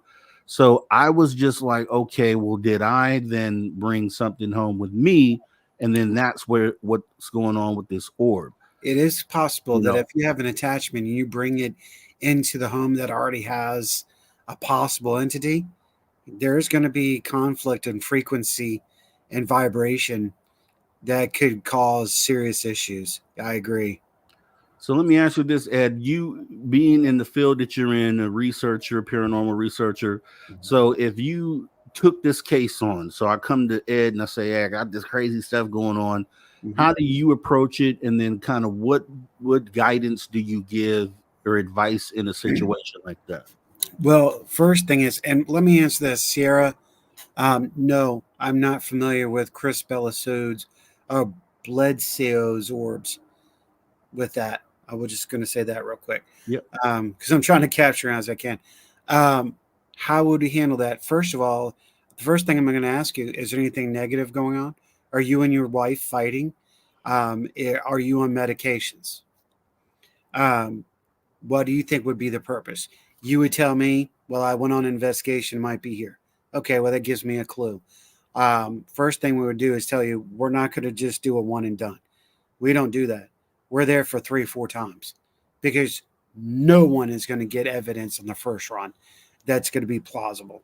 You want good, solid evidence that you need. That's why the Vatican, that's why any well-established group knows it's going to be more than one time. This is the same thing with Ed and Lorraine. That's why they went to these multiple places over and over again, because they have to get the documentation. We have to have the understanding. How many different things and how is the environment going to respond? And why is it responding? Are we going to communicate? Can it tell us things? We're going to do an interview with you. We're going to have one of our associates that is tuned in with us to kind of scan the location and you to figure out what's going on with that. Is there a personal problem? Is it a spiritual problem? And the next thing is we're going to walk you through. If it's not hurting you, it's not causing an issue, why are you bothered by it? Right. Another thing we failed to do is a lot of these entities were here first.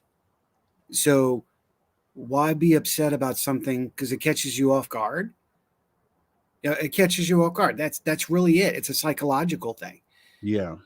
And if more people would live to deal to live with the situation when it's nothing negative, what could you be doing if you increase your research in that?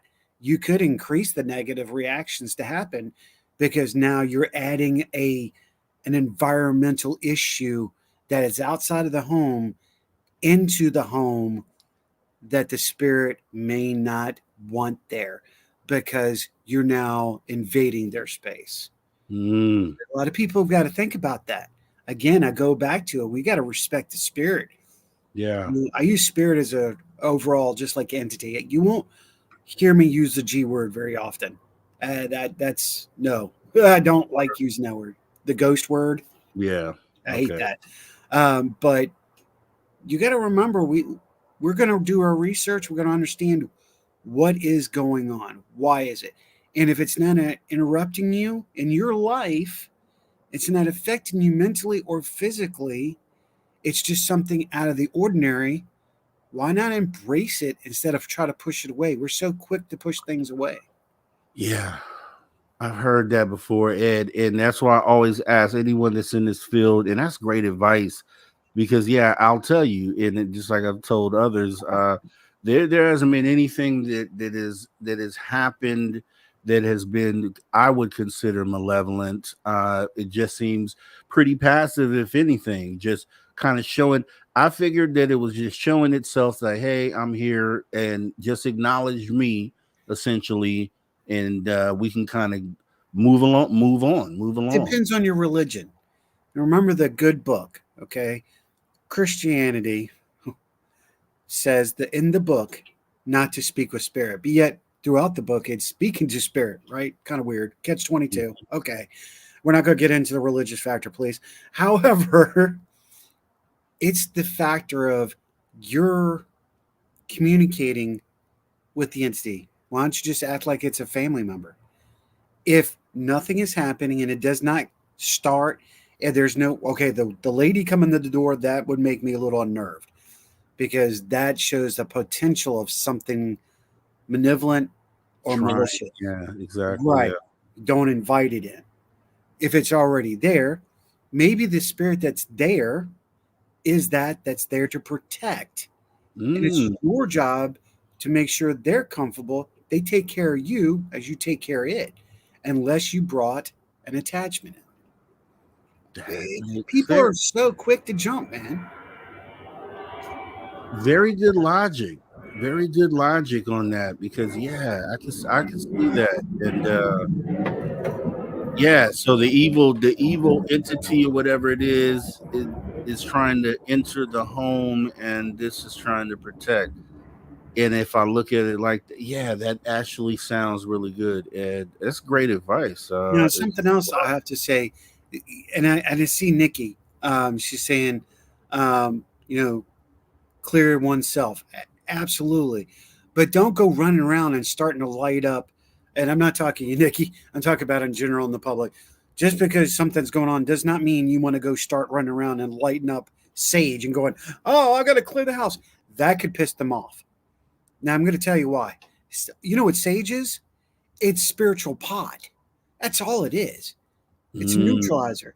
You could piss them off depending on the spirit, if you're using the wrong sage, if you're using the wrong thing. Don't just go cleansing your house. Know what you're dealing with before you start diving because you can make the matters worse. So, wow. just like a paranormal team, they come in and do the wrong thing, they start triggering little things. They've just made the problem worse for another team or for you as the homeowner. You ask what we do, we stay in contact with you. You call us. Hey, Howie, I got something going on. Hey, Howie, this is, we're coming back out. We got you back. What do you need to talk about? Or you call me, man, this has been great. This is going on. Cool, man. Just remember to communicate. Just walk in and say, hey, guys, and keep you going. Acknowledge them. Maybe all they want is acknowledgement. That is awesome insight right there. Never really thinking about as many conversations as I've had on this subject because I have to bring it up with the paranormal researcher Oh, yeah. to get advice, and that's actually been probably some of the best advice that I've gotten so far. It just makes sense that if you handle it the wrong way, that it could be something that could get worse.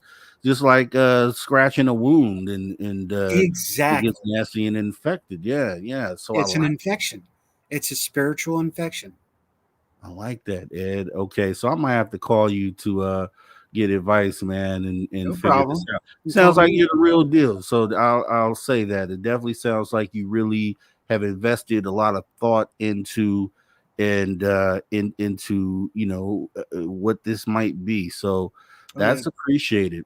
And it just kind of shores up what you were saying earlier that you're not with all that extra, you're really trying to get down and You know what? I got the figure it radio. out. That's my little tank. We've got the network. That is my little fish tank. I'm happy with that. I don't need to be on TV. I mean, I've had the offers 3 times, turned them all down. Um, I could have done what everybody's doing and running a Roku or whatever. I mean, I'm friends and good connections with Haunted Nights, good guys. Tennessee's Ray Chasers, they're connected through them. Chris and Mike, they're over at the cabin right now, which is only 20 minutes away from me. Mhm. And, I could be there, but, you also have to know when to say no. And I'm in no physical condition to research or investigate. And it's a public investigation. I can say no Mhm. and know my boundaries. That's the other thing we have to be very careful of is not being able to say no, especially. All right, there's levels, there's ghost hunters, there's paranormal researchers, paranormal investigators, there's multiplicity of levels. Okay, we were all started as ghost hunters. So pardon my French on this one, I don't give ghost hunters crap anymore. Mhm. We all started as a ghost hunter, but what degree are you planning to go from that? And that's what I did. I learned, I studied, I teach my team. I'm a teacher. I'm a paralogian. That's why I do what I do. I want my team to know exactly what's going on, know as much as I do, so we can handle a situation. If we can't, we'll find the right people. Like I said, I'm not a demonologist. Am I friends with them? Yes.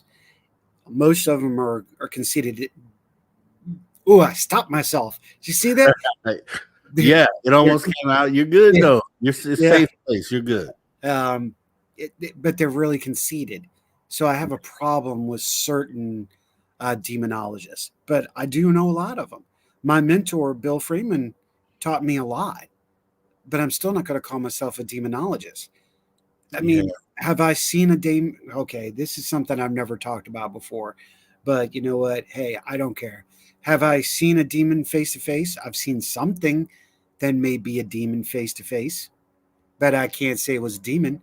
How do we know? Okay, here's where I'm really going to scramble your mind and go, now let's get into the gooey. How do we know that what we think is a demon and we see face to face is not an alien from another world and its spirit is here? Because how would it act? How would you act if you were on another world and you were 4 years old? You would act like a temper tantrum little child, right? Right. Well, don't, look at these spirits. Look at some of these demons acting the exact same way. So how do we know it is a demon and not an alien? And they're trying to conflate the two as well right now in the the government, which blows my mind. Yeah. They're even trying to do that or bring that up is they're not ETs, maybe they're demons. And on the vice versa. Exactly. They're not thinking about the vice versa part of it. They're like, let's go biblical. Hell, do you really think that the Vatican is sitting back going, we don't know what you're talking about. We have none of this. But they got a whole 2-story library of the world down below and don't think it's not there. We all know it's there. Let's not forget. They got everything from everything that's there.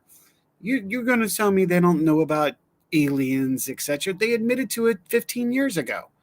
That's why they started their own research. That's why they built their own telescope, because they know aliens exist. And since you're on aliens, what is your thought process on the current state of disclosure? Sounds like maybe you do follow this stuff. Scare tactic. In what way? They're losing control of society, just like the church lost control of society. And now they've got to get back to it again. That's one of the primary reasons why the church was even created, was to control man, to control those people around them, and they used the church to do so. Place the fear of God or place the fear of the church into you, because the government lost it. And now we come here and the government is lied to us so much, they've lost control. So we create 2019, we create, and take something good, BLK, into something completely evil, wrong. And then they want to go and shoot. Oh, it's all Antifa. Bear with me. I'm not shooting into one thing. I'm using this as levels, folks. So they control it. Oh, by the way, 2019, we had killer bees, we had flying spiders, and we had COVID. 2021, we had killer bees. 2022, oh, look, it was Comic-Con, but we had a couple of things. 2023, the bees. Guess what? 2024, flying spiders. For God's sakes, give it up. It's all about a fear tactic. Now, since the aliens are starting to fade off, this whole idea of the premise, now they need to create something else. It's a fear factor. Let me point something out to everybody. They've been here for thousands of years. Yes. And we're still here, folks. Okay, so what? Some of us are meat bags. I hate to say it like that, but I'm being honest. Okay, but the fact is, we're still here. They didn't blow us up. They didn't take us away. They didn't do anything to us. Look, they helped the Aztecs. They helped the Mayans. They helped the Egyptians. They helped Mongolians. They helped the Asians and Siberians. Where's the common sense in that? Okay, so let me ask you this. With that being said, are you under the impression that all ET are here to help? No. It's also known that there was a nuclear war here that was pre-existing Egypt. We also know that there's 4 different points around the earth that have an EDF, an Earth Defense System, that actually is in the ground. You can go check this out for yourself. One of them is in Siberia, and they think this is one of the units that shot down a UFO. I think there are so many different races we don't know, and not all of them good. For God's sakes, they don't want us in the universe because we're freaking cockroaches. You know why? We like to blow shit up. We Yeah. like, because of our ego, we like to blow things up and kill things. It's ridiculous. I've thrown that out there. Yeah. That they are here to make sure that we don't go out there and take some of the nasty stuff that we have with us. And that's the germs too. Yeah. I mean, this Yeah. planet could kill life out in their universe easily. You know, Well, not even talk about us as men and women.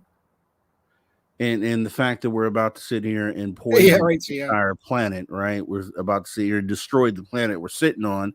Yeah. So why wouldn't we go out there and destroy some other planet? Exactly. It's very likely that we would do that. We would. So, Because So we're egotistical. We're driven by ego and driven by greed. yes, and that's a whole. So that just lets me know that we're definitely going to have to end up having a whole nother conversation based on that, because I could go I'll all come day back. with that. Yeah, so we're going to set it up for sure.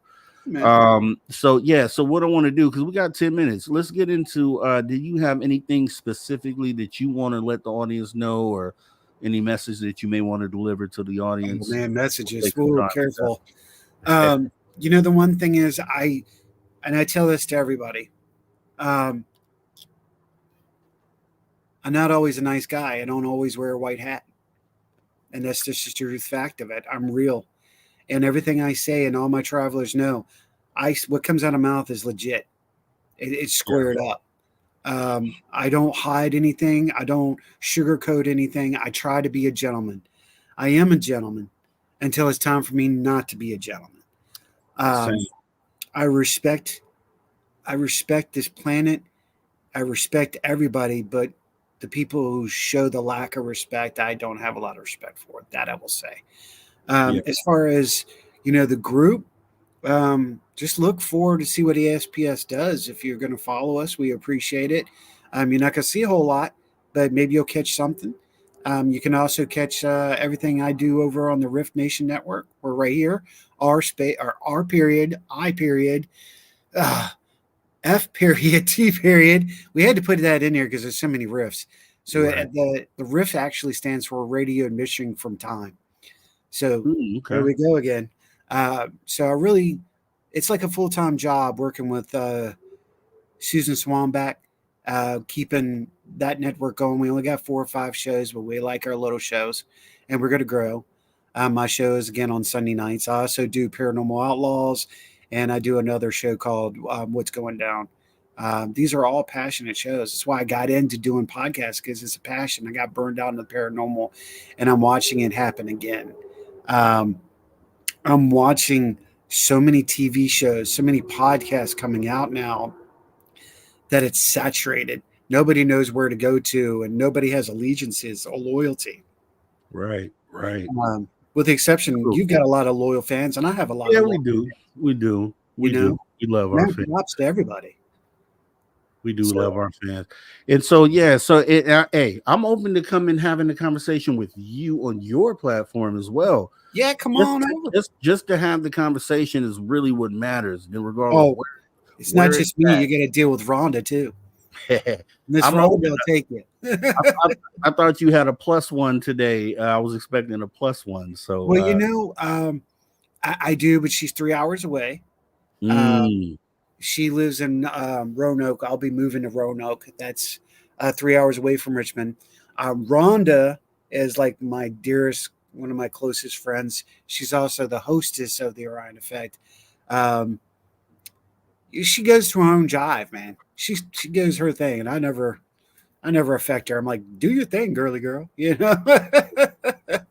So, well, I got to tell you, just like you said, I'm the same. You know, everything you outlined. I'm a realist, and I'm going to give you everything that I have until you show me that I shouldn't do that. And that's, I think, you know, when I look into any guest that I bring on, there has to be some sort of some connection there. That's why I know prior to the interview that we're going to have a great conversation. It just is off your character and the energy that you give off. And I just knew, I was like, okay, this is going to be one of those. And Hey, it we didn't definitely even go turned out down any rabbit holes, man. we Pretty didn't, good tonight.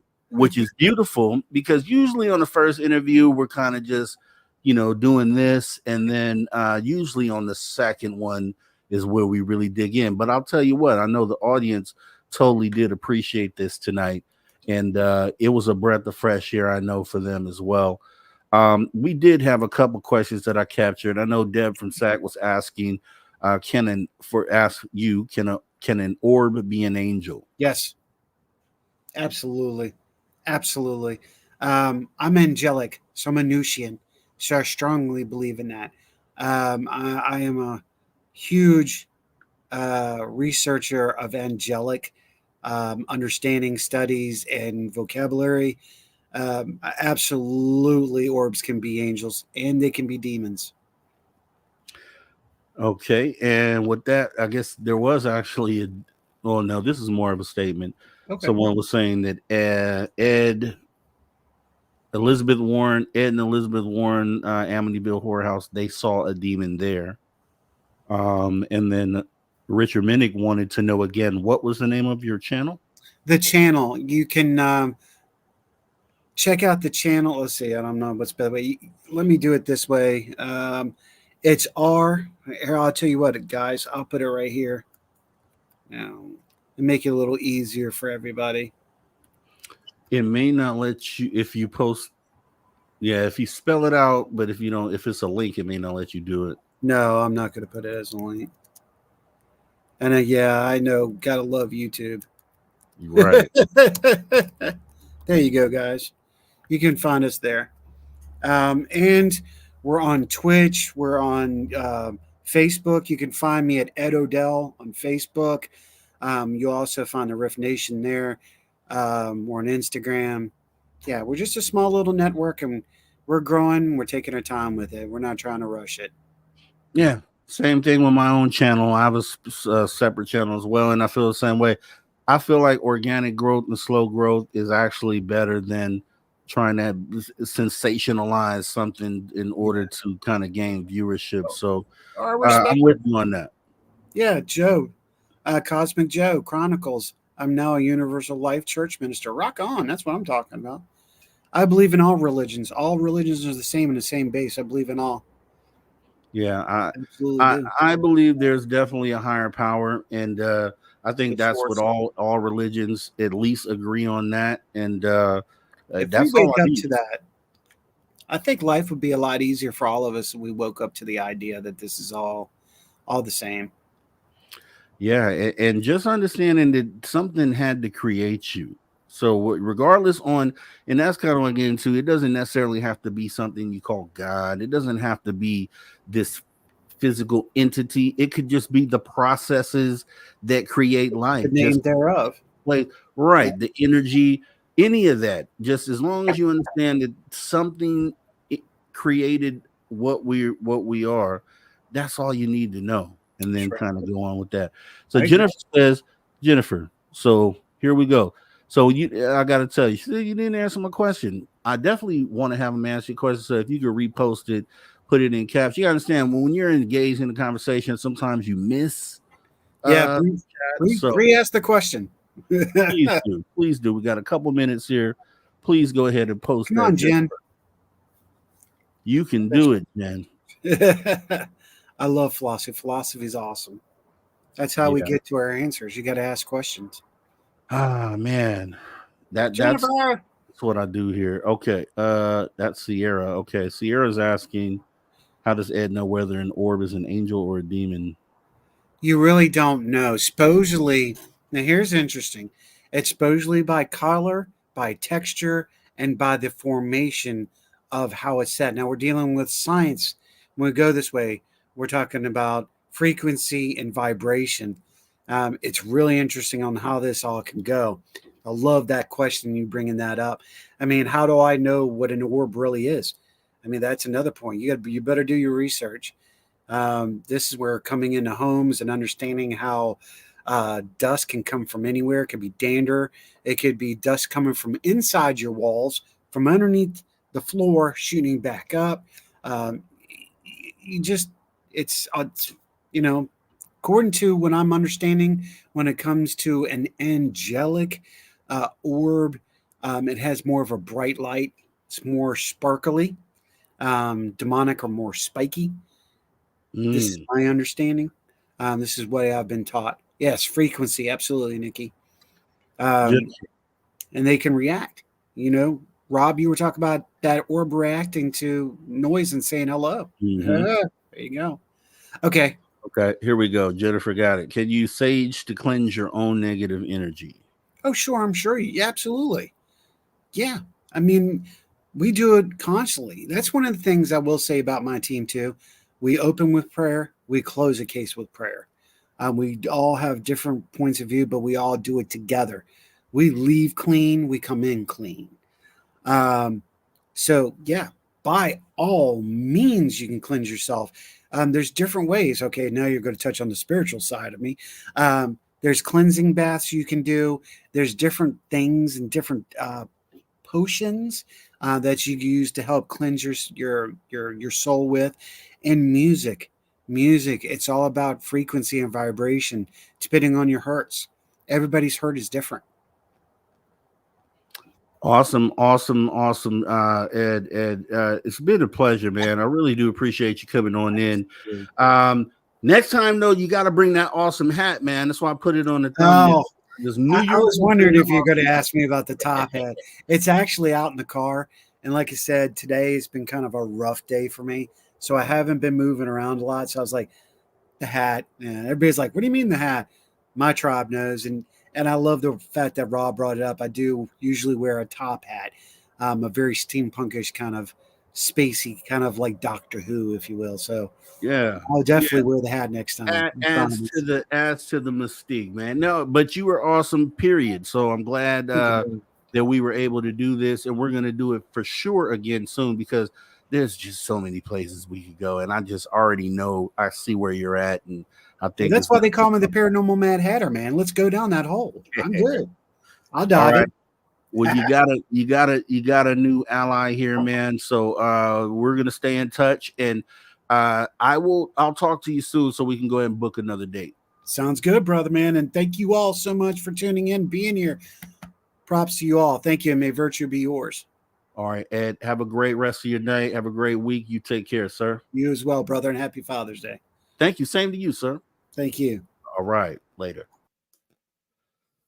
All right, guys, you already know how we do. You know how we do. I'm gonna play the radio bumper, and it's we have conversations here on the After Hours that move the needle. That's what we do here, and that's every conversation you see is like that. Sometimes it's not. Look, sometimes it's spiritual strictly, right? But regardless what topics we end up covering here on the After Hours, you know it's going to be a conversation that is designed or set to advance us. You walk away from this, I think, more enriched and, with things to think about and process. And that's what this is all about, having these conversations. This is how we get where we're going. So we're going to pause for the cause as we get ready to jump into hour number 3 right here on Spaced Out Radio. Conversations that move the needle. Conversations that move the needle. You're listening to After Hours with Mr. Rob G on the only place where you can own the night. Spaced Out Radio. Spaced Out Radio. You've tuned your dial to the right frequency.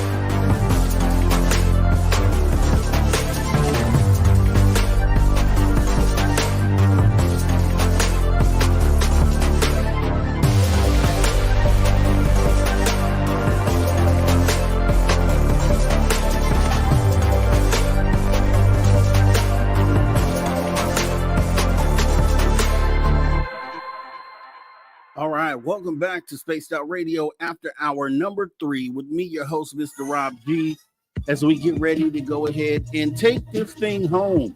This is the hour where we take things home.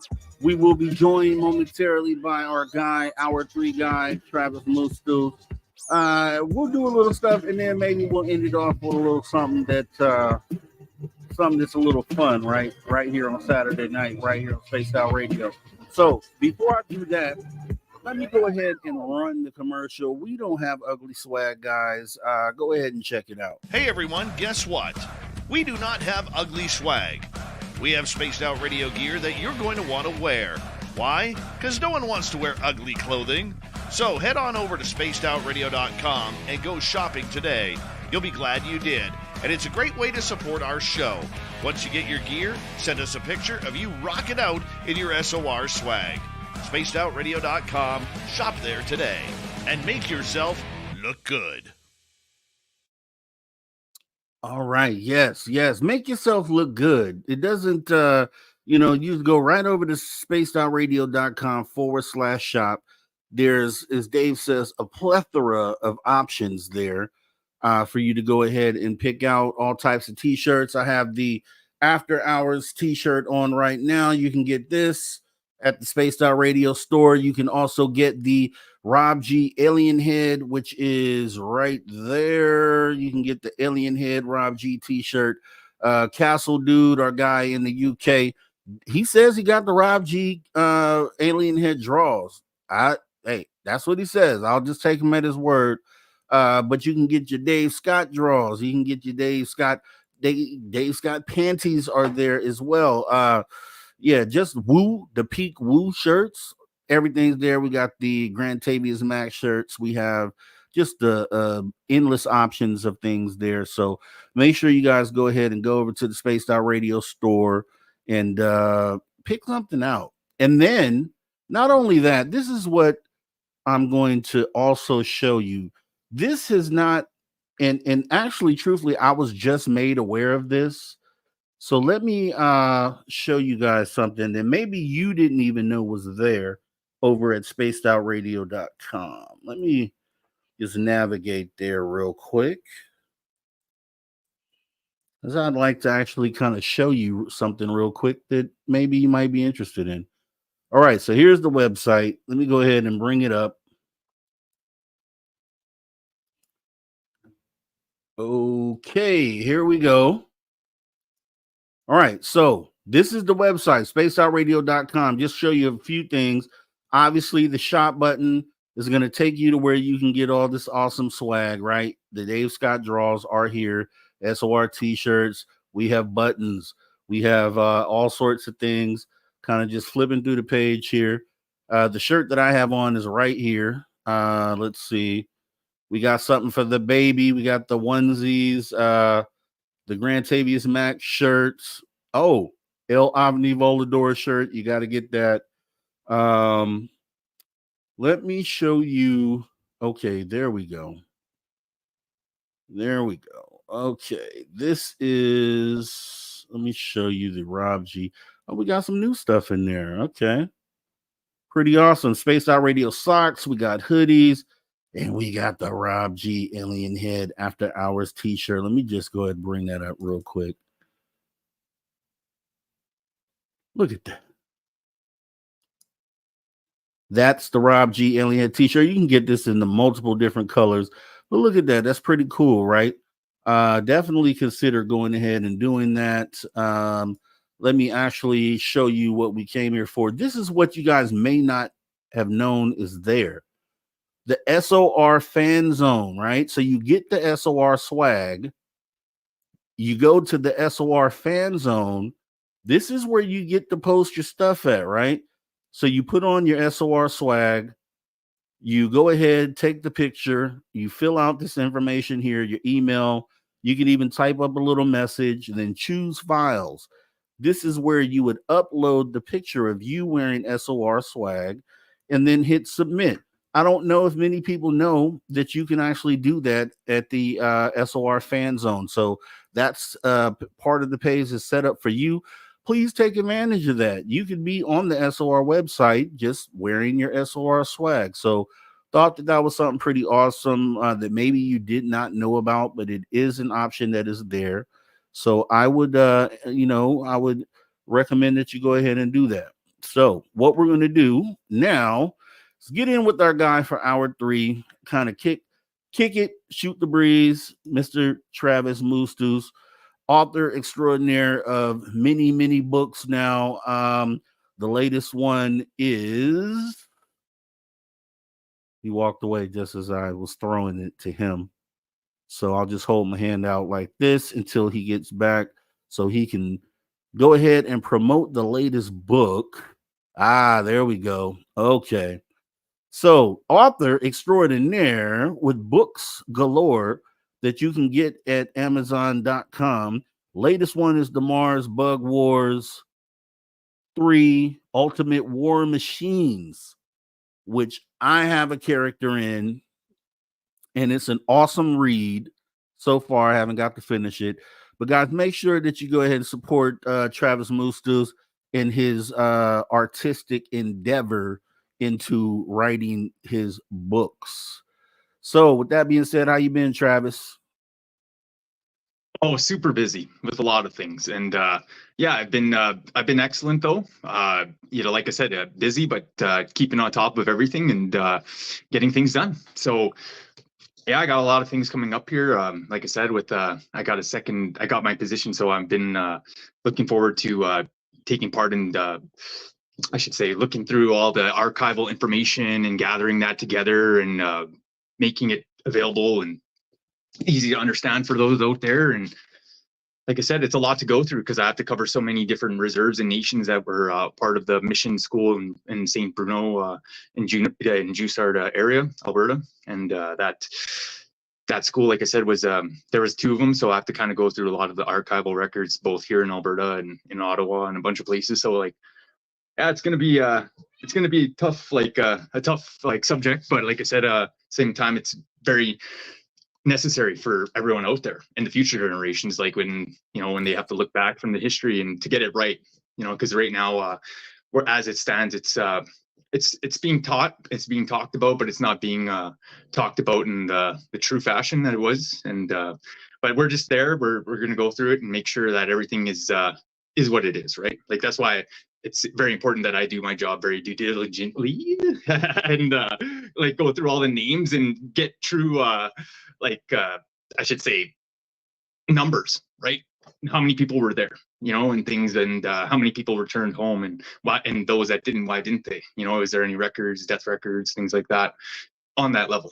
And then next week we got cadaver dogs coming out to search for bodies, and we got ground penetrating radar and to come out, and we've already found some, and but yeah, like I said, to find the means to those names and those why those were found buried there. Wow. No, when you say that, you mean for bodies of people that have belonged to the tribe over the years? Is that what you're trying to catalog and uncover? These are children that were taken into missionary schools after the treaties were signed, and they were taken from their homes, and a lot of people were never made it back, right? And and there was a lot of abuse and things that went on in those places that shouldn't have, even though they were run by the church and the faith. But it wasn't. It was like I always say to people, like try to bear in mind that it was people using that word of God to commit atrocities and crimes for different factions out there at the time, right? And so like what I'm getting at is like there was people always denied it, that there was that case out here in our area until we started finding missing people and bodies and recovering that kind of evidence, right? So it's very very important now that we do our job right, and for this what it's going to become. And the end game at the end of the day, like I said, is to make it more known for history, to make it an area, a government area, like a not a government area, but I should say like an area that's similar to like a graveyard, or like a government sanctioned zone, and like make it like a memorial for those and for future generations to see. And but yeah, like I said, it's very important to us, and part of that 7 generations of healing, right? So it's a part of that call to arms kind of legislation and commission kind of deal. So wow. Well, I gotta applaud you for that, man. That is so heavy and so deep and so important. And wow, just and it's it's, I don't look for the right word. It's like a honor almost to be able to be a part of something like that. And you're doing good. Wow, that's I know you brought that up before. I recall you talking about the atrocities that took place. But now that you are a part of a committee that's there to kind of curate and memorialize and kind of bring to light the reality of what happened, that's pretty deep, man. And you're a good dude, man. So I know you'll do a good job doing that. And I know you'll, like you said, due diligence. I know you'll you'll take that approach for sure, man. So God, that's awesome. Sad, right? Sad, but very, very awesome for you to do that, man. So that's a good, you're just that guy, man. You're that guy. What yeah. As far as the books go, yes. So with the Mars Bug Wars, I just want to make sure that every time you come on here that you get a chance to kind of promote that to the world, and just just being able to express yourself artistically, because like I always say, I can appreciate an artist and what it takes to create something out of nothing, to kind of manifest something into reality. It's not easy, and someone should be applauded and rewarded for the work. So I want to make sure that people get out there and get the book, and because it's a great book so far, right? Everything I've read so far, like I'm really feeling the characters, you know what I mean, and I'm really feeling the storyline. So I didn't know how I was gonna come into it, but you are actually pretty good at writing these books, man. So what's on the horizon for your? Do you have anything in the works for a new book, or where are you currently at? The manifesto. You So got we the have manifesto. a brand new, like, I have a whole new book coming here. I'm just about done it. Like I said, I have all these like panels, comic panels that are ready to be organized and put into it. So this one's gonna actually have like tons of like comic, I should say comic pictures that I've been kind of doing here. I just want to Yeah, let me get your big screen. Hold on here. Yeah, so I Okay. have a bunch of like everything going on, like comics. Like I said, it's gonna be great here. So people are gonna get like a whole bunch of like extraordinary stuff, man. Like, check this out. Yeah, that is awesome. That is awesome. The artistic style, it kind like it really fits the writing. Um, the stuff you have in the current book, it just kind of it really fits into the storyline. So I already know that this is going to be awesome. Awesome, guys. You got to make sure you go ahead and support Travis Mustus on this endeavor. He's really a good author. He's not. It's not just me sitting here saying this. I've actually been able to read the stuff that he's doing here. Let me bring that back up. That's the current one. That's the one that I'm in. So if you don't get anything else, get this book because I'm in it, and so is Dave Scott. We have characters in this book. So And you Filth, said and who Filth. else? And Filth as well. Yeah, and Dirty Filth. So which that's an honor in itself. So yeah. So yeah, and Purple Cupfish says looks a bit space punk. It does. It kind of has that futuristic dystopian, like I was saying, cyberpunk sort of feeling to it. So that's actually pretty awesome. So you guys make sure you are supporting. Now I don't know if you got a chance to catch the guest here today. He was going over some I did. I was tuning in and out here and there because like I was busy at my other job that I was currently doing. Like, I was at work, and then so I was checking you out. I was tuning in. I was seeing that he had some videos up, or he was showing. I think he said there was like apparitions in his video or something, and I couldn't really. he I was was like busy actually with people, checking but out. That was my video we were looking at. Have you okay. Yeah. So he was really giving me a pretty good breakdown of it too. Let me bring this up here. This is the Mars Bug Wars right here. This is the one that he just showed on the screen.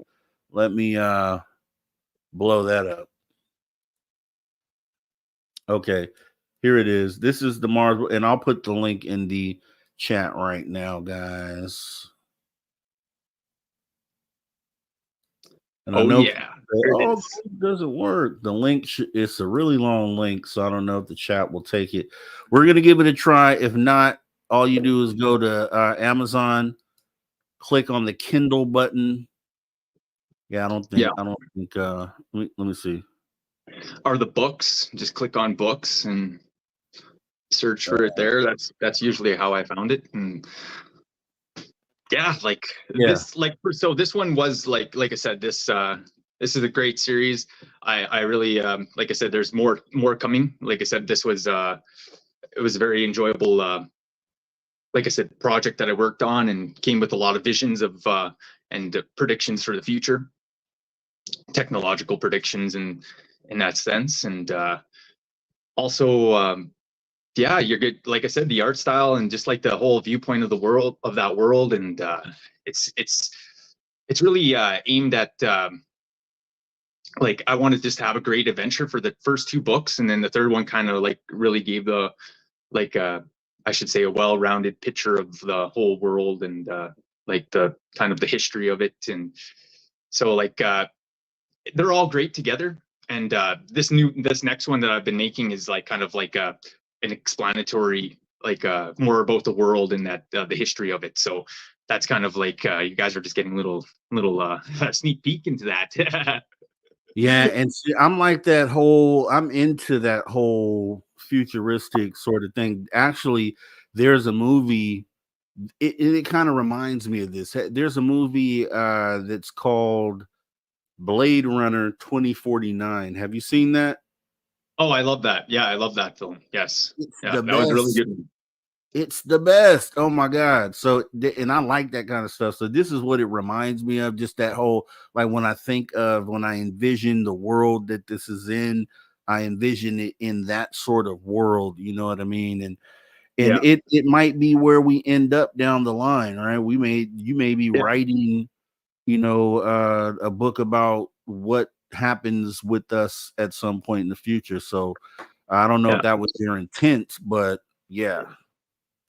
So yeah, a lot of so it's like see, I like that film, the 2049, and their idea of like the AI like starting to have it's like they are their own like beings, I should say, and stuff. But in this like that's the reason why I call them animatronics and stuff like that, robotronic, is because they're still being controlled by merged humans with supercomputers. So they merged their brains and are able to still control these robots and into that degree. So like they're still controlled and still operated on that level. But like I said, it's still humans that are wanting to go with a future of merging with technology and becoming themselves, replacing themselves with that robotronic future. That's kind of like that's like the robots in my story, is that on that level. Whereas the other side of the Federation of Humanity, wanted to be more of genetically modified humans and take it through that evolutionary stage of evolving. And they do that through their genetics. Yeah. And you think about it. Sorry, go ahead. No, finish. Oh, I was going to say, yeah. So it's like, and so you get a lot of squads in the book. Like there's the Death Squad, and but they originally were Dark Squad, and you have like the Bear Squad, and all the pilots are named after birds, and it's because they are genetically modified with animals. And the Dark Squad was more or less like a gecko / reptilian. They had more of those reptilian genetics, so they can regrow limbs in battle faster, and with regeneration pods. And there's others, like I said, the pilots have eagle eyes, so they have the eyes of an eagle and traits of that, right? So they're able to fly these at these supersonic speeds and different capabilities. And so like I said, the Bear Squad was like these massive, huge, like 9-foot tall soldiers that were more like walking tanks themselves, with the genetics of a bear, with the strength of a bear and the height of it. And it's like I said, they're just monstrous beings, right? So it's like it's on that level. It's kind of like more aimed at like merging with the animals and evolving through that and creating these next level superhumans. And the DNA code is like totally structured out, and they're able to design human beings to whatever they want them to be. It's like. So let me Amy WC is asking the question as you were saying that, asking, is there a tradition in your tribe about half humans?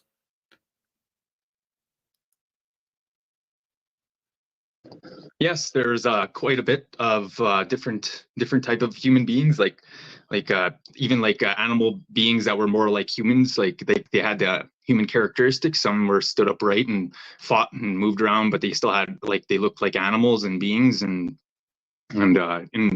like I said, in our ancient lore, what our people used to fight out here were the Pascawawi Mustas warriors, right? And these were the buffalo warriors, and these guys were man buffalo eater warriors. And they actually there's a few names for them as it goes down south, right? Some people call it Pashawan and stuff like that. Right. But these guys were like humanoid warriors, and like I said, they were characteristics like they were like a buffalo, and they actually roamed the plains and tribes, and they actually were very warlike, and our people had a very hard time fighting them. And there were stories of them just like totally just destroying, like having wars and just being able to rip heads off and rip people apart. And like it was pretty just like gore somebody with their head and stuff. And but it's like so these guys were like they were tough warriors, and our tribes that have to fight against them all across I should say from east of Canada to out west in Central America. But eventually they were wiped out. And what ended up happening after they were wiped out was a spiritual practice and process of these buffalo skulls. You'd see skulls that are like hoisted up on like staffs, and they're like ribbons, and they're tied off as protections. And that's like to ward off and keep away those evil buffalo eater spirits, because those spirits come around and they'll try to latch on people or destroy them or kill people, or they'll wreck, like I said, it'll be like a poltergeist in like a house kind of deal, like that level of haunting. So like they'll be like smashing everything in a home, and like I said, they could just choke somebody out or throw them against the walls, or and so it gets very dangerous. And so a lot of times those skulls will be set up in areas or around places left in the land, and then there's a difference though between that and then also prayer skull, right? A buffalo skull that you pray with, because there's a different meaning to it, right, as well. But what I'm getting at is like so like those half humanoids, there was them. There was also a lot of snake men and snake women, like snake keepers of the mountains and stuff, and also Atomos, which is the dog people, dog men and women, which are like they actually like they would have like they'd be able to shapeshift in between, like if they had to be there with somebody, talk with somebody, they can actually turn half of their body and stand upright on like wolf or coyote legs, and they'd have half a human body and still be having their leathers on and stuff and talking with folks, but they'd have like half a human top, right? Like very jarring stuff, but that would be the case. And not only that, but like I said, like a lot of the snake people and they, like I said, lizard folk, they were always around, and we more or less referred to them as Sisipi Kokons, or it's like water dragons or water snakes, or like it's along that line. Like there are different kind of names for them, but they were always referred to living amongst the river and swimming in the rivers, these river lizard folk, and but yeah, like they were very different kind of like beings who traded, and they were very spiritual, and they had a lot of connections to that like I said, the universe, and they had very esoteric beings. They had a lot of esoteric ceremonies that allowed them to connect with the beings of inner earth, and they were able to go through portals and have ceremonies that would have that energy come up from inner earth too to heal, right? So they had all these kind of like shape-shifting abilities and whatnot, because like they wouldn't even sometimes they don't need to even turn into an animal, like they turn into different kind of elements and things and be able to just disappear or go like smoke, just Well, let me ask you this. Sierra was asking Travis, what do you think of the merit of warrior culture, war versus or war culture? So warrior culture or war culture, what do you think of the merit of either of those? Oh, Travis got knocked out. Okay. Yeah, all right. We're having severe thunderstorms. My bad. You're good. You're good. So Sierra was asking Travis, what do you think of the merit of warrior culture, war culture? So warrior culture or war culture. It was always there was always an aspect of bravery and protecting the tribes and protecting the people of the tribe and looking out for one another and in those times. So there was always that.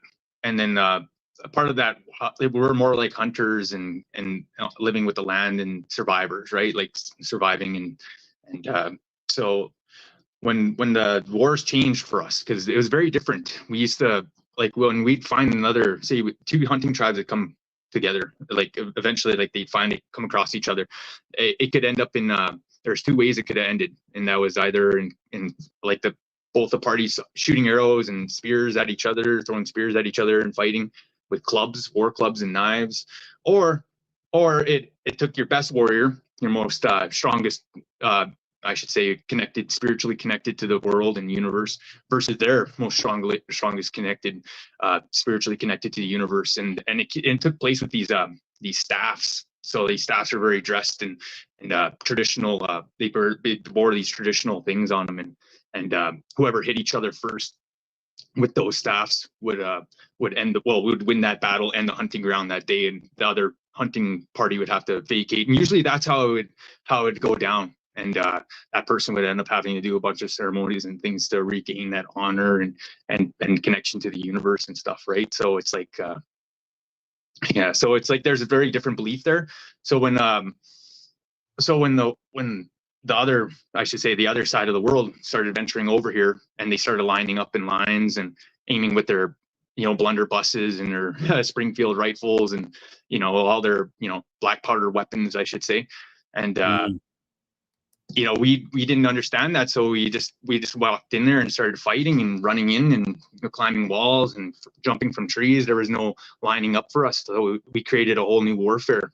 That was called the guerrilla warfare, and that's like where we just ambush and ride in, raid, and keep riding out, and then they think they were gone and come back in and finish them off, and different kind of like. So it was a very the wars and the fighting had to evolve and change because of different standards of fighting, and also the other side of the world didn't believe in what we're sort of used to was like I said that engagement of like if I got you with that, then you'd leave the land and that would be it, right? So it was like they just kept sending more people to fight. So the wars like it just got more blood, and there was a lot of spiritual people who didn't want to have the fights and stuff and do the wars, and there was a lot of that across the I should say the nations and different tribes, but there were others that had to right, because they'd wake up and all of a sudden there's bullets being shot through their teepees, and horses and army people running in, and so it was like they had to just rise and strike and fight back, and it created that warrior culture, and a lot of the beings and animals started lending themselves to help and defend, and there was like a lot of that going on. So it was very spiritually connected too, like when it came to war, and it was like it was never without guidance, right? Like it was whatever was means of necessary of survival at that time, and but for us, like it's very much like part of that teachings, right? It's in the seven teachings of that, 7 virtues, and that's like lines with our our centers and our lights and within us, right? There's 7 lights, so it's part of that honoring of the people and the culture, and like I said, being brave and standing strong for them. That's what it was looked at like at the time. So that is awesome, and appreciate you sharing that.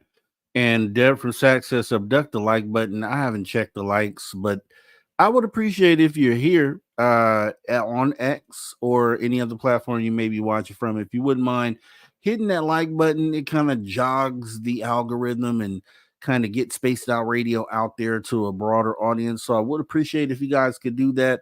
Don't know where the numbers are, but Deb says abducted. So I would agree with her. Last question here, Travis. We had from Purple Cupfish says, do you think some of these stories have been alien encounters? Yeah, like I said, there a lot of these beings we're already referring to them as sky beings, right? And there's a lot of times when star people came down and picked up some of the village ladies or women and had children with them, and these men and women would end up growing up in our tribes, and we know them as star child or star boy, or star girl, or different people like that, right? And they just grew up. They looked just like us, but we knew they came from somewhere else or beyond. And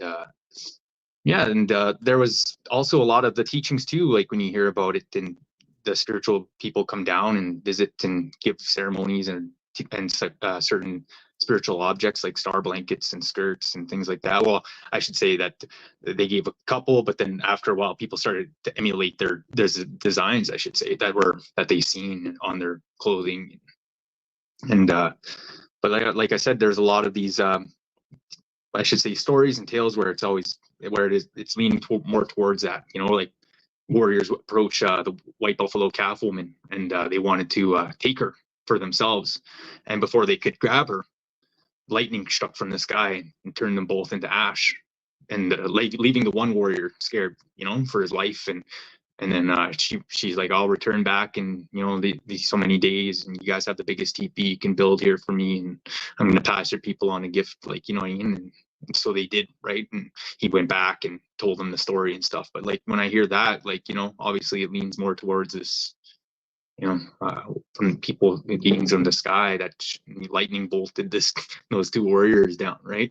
So there's a lot of that in consideration to that. But we always say that, like, the star people, the star nations, and our connections to them, and knowing what comes from them and what comes from our elders beyond, and yeah, there's a big difference there with that. And but like I said, they come to our ceremonies. You know, they'll show themselves either energy wise, or they'll be there in their in spirit, or they'll show themselves like in but they'll be there, but you don't see them because they're, you know what I mean, like they have these dimensional frequencies that we just can't, you know, see with our regular eyes at this time.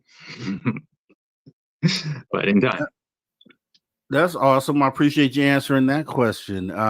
Now, Travis, what we're going to do here is we have something that we're going to do with the audience here. And I know you're in a different time zone, so if you have to go, I can understand that. But we're just going to, you've been here before when we did some trivia, so you're more than welcome to hang around. Or if you have to cut, I do understand.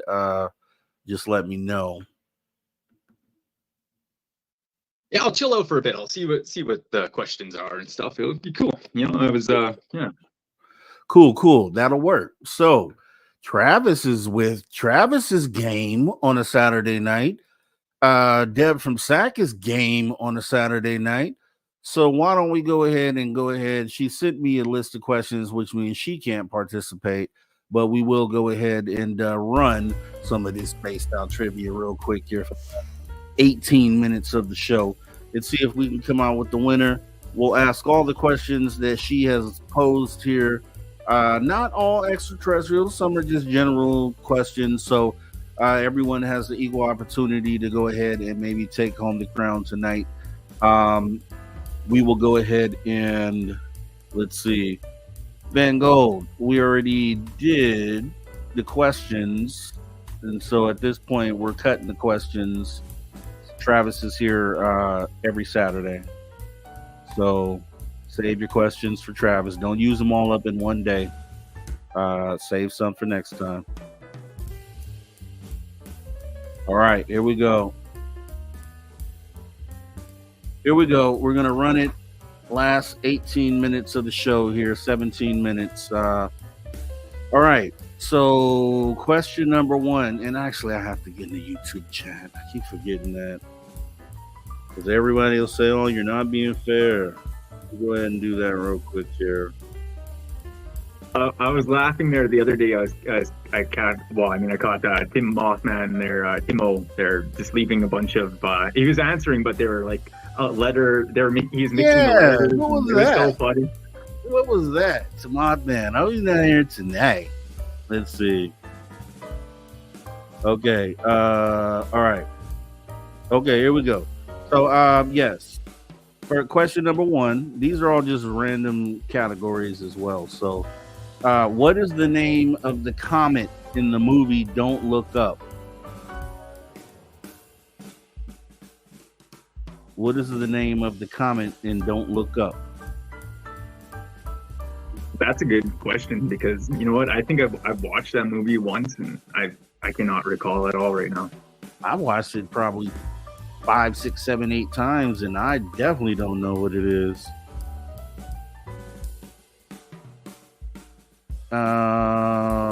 In Don't Look Up, the movie Don't Look Up.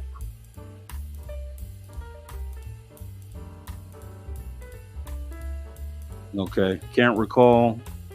All right, going once, going twice, 3 times, gone.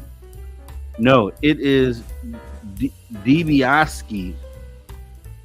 Dibiasky, Dibiasky, if I'm saying that right. Question number 2. Name the 3 alien movies Will Smith is best known for. Name the 3 alien movies Will Smith is best known for.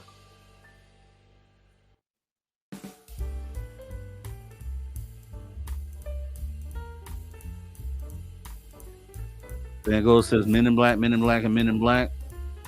Not necessarily.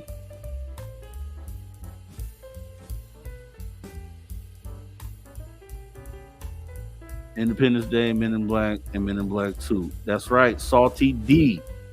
Salty D with the correct answer. Independence Day, Men in Black 1, and Men in Black 2. Nobody watched Men in Black 3. I don't know who's in that. But that's the correct answer. That's a funny name, too. Good name. What two alien movies are Spielberg most known for? What two alien movies are Steven Spielberg most known for?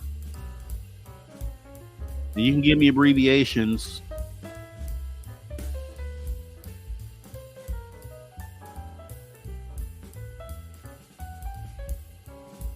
Okay. All right, we got it. Jennifer, looks like Jennifer got it. It is Close Encounters and E.T. Two awesome movies. I can tell you right now from a lot of my astral travels and things out there that, like, when that last scene of Close Encounters of the Third Kind, like, most of those ships are really out there. Like, they do look like that. Like, and you know, it's a very unique thing that you see out there. But yeah, that was one of the things that struck me when I was watching. And I was like, wow, yeah, there's a lot of those out there. You know, the mothership. Let's see. All right. How many of the Alien movies has Sigourney Weaver actually been in?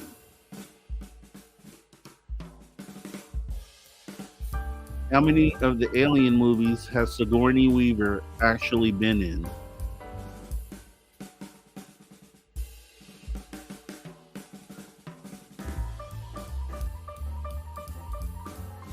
No, I'm just gonna Deb. I'm sure Deb did the research on this, so I don't know the answer, but I'm assuming that this is correct.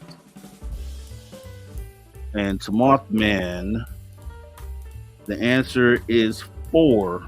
All 4 of them. So I guess the other Alien movies weren't Alien movies; they were spin-offs or under a different name. Is what I'm assuming. Like Alien vs. Predator and I think Prometheus or something like that. So those technically, I guess, weren't Alien movies. Is the logic there? All right. What is the correct spelling of Kuiper Belt, and what is it?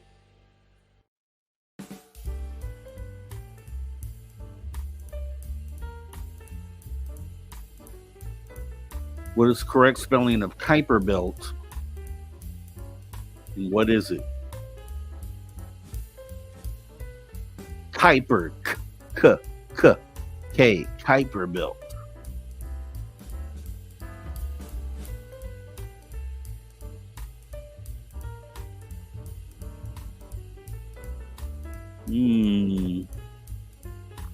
Yes, well, I'll read it again. What is the correct spelling of Kuiper Belt, and what is it? So I don't know if anyone's gonna get it.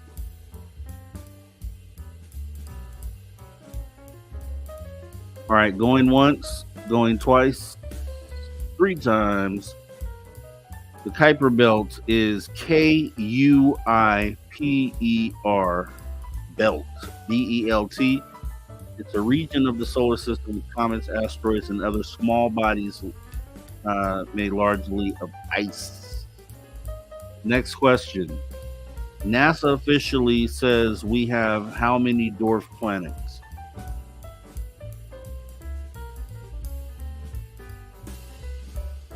Yeah, the Kuiper Belt is an asteroid belt within the solar system.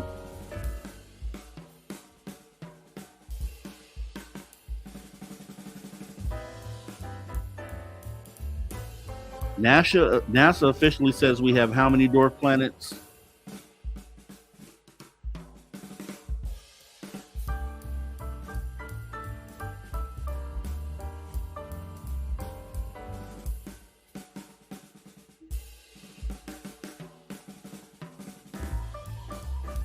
Yeah, it doesn't seem like they know.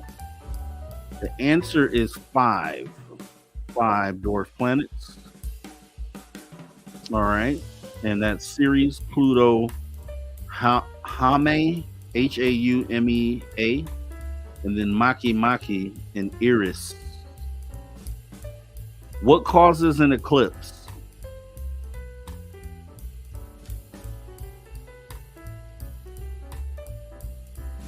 Yeah, What you gotta like causes? that. Huh? Oh, you gotta like that name, Makemake. Yeah, Makemake. I know they named that after something. What causes an eclipse?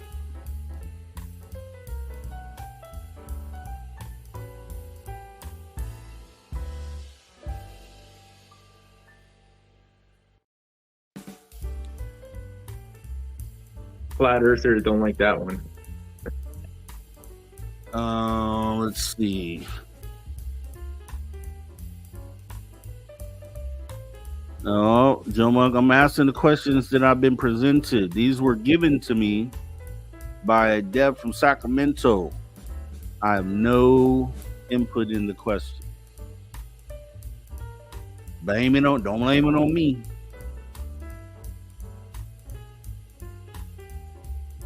All right, so I'm gonna give. I'll give this to.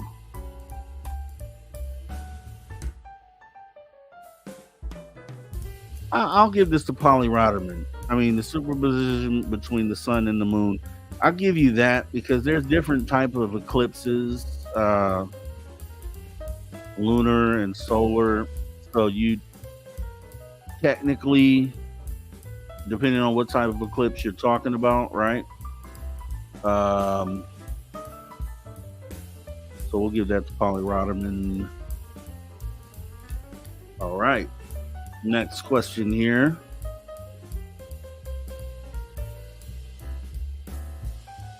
Let's see.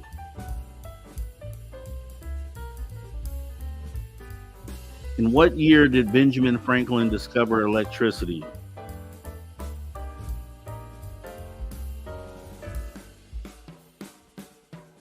In what year did Benjamin Franklin discover electricity?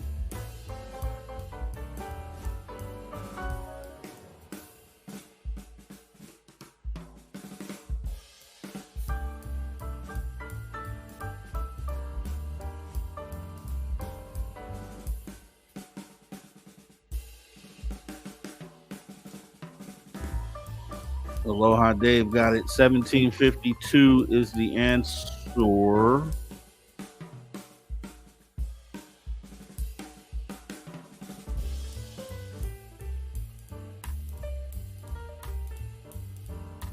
Let's see.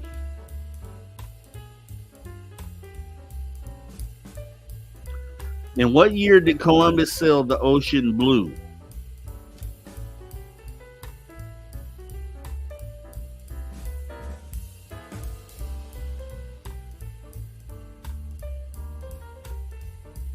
In what year did Columbus sail the ocean blue? In 1492. Everybody knows this is a rhyme to help you remember the year. Magneticus got it. Sailed the ocean blue, 1492. Though we could we could really go into how horrible that was, but let me see.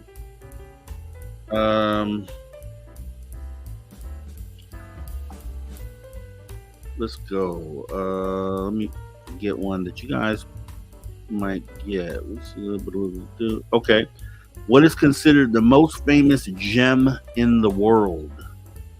What is considered the most famous gem in the world?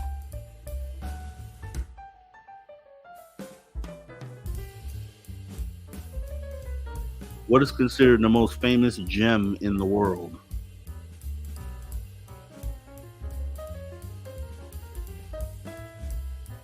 I see the answer, but let me make sure. Let me check the YouTube chat. Say who got it first.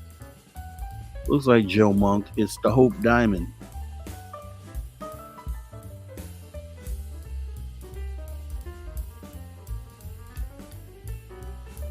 Philip Blair saw this gem. That's awesome.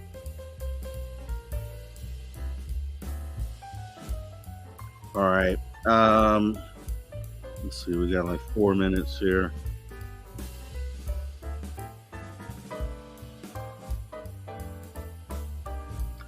What movie featured the characters called precogs?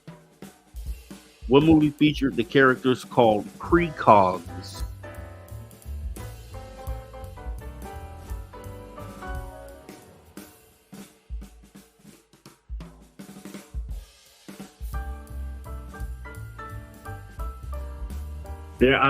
Yeah, no, that's another one of those. I'm like just lost when I hear that name. You know that one? You know that answer though? No, I absolutely don't. I'm just like lost when I hear that. I'm like, I don't even know. Okay, looks like Joe Monk got it. Some Minority Report.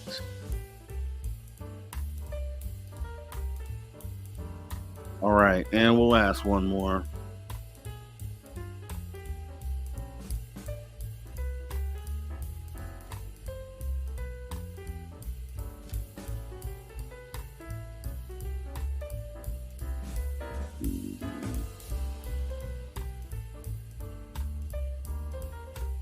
Okay, let's go with who painted the Mona Lisa and in what year? Who painted the Mona Lisa and in what year?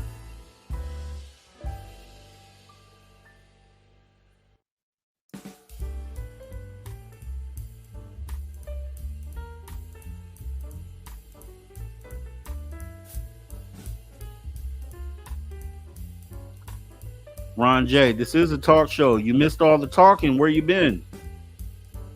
This is the last 15 minutes of the show. We're doing this. You missed all the talking, Ron J. Where were you at? Catch us on a replay. Yeah, he was out there being square because he wasn't around. All right. Let me see.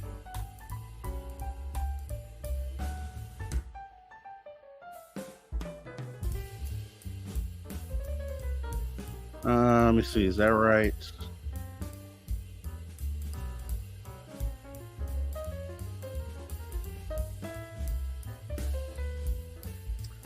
I'll just give you whoever got the artist right. We'll just take that. I was gonna say first two parts easy to answer, but that last the year, that's where I got kind of lost on too. Yeah, Leonardo da Vinci, and I think Joe Monk got that. Let me see. Yeah, Joe Monk got that. All right, let's tally this up. Let's go ahead and see who wins the battle here.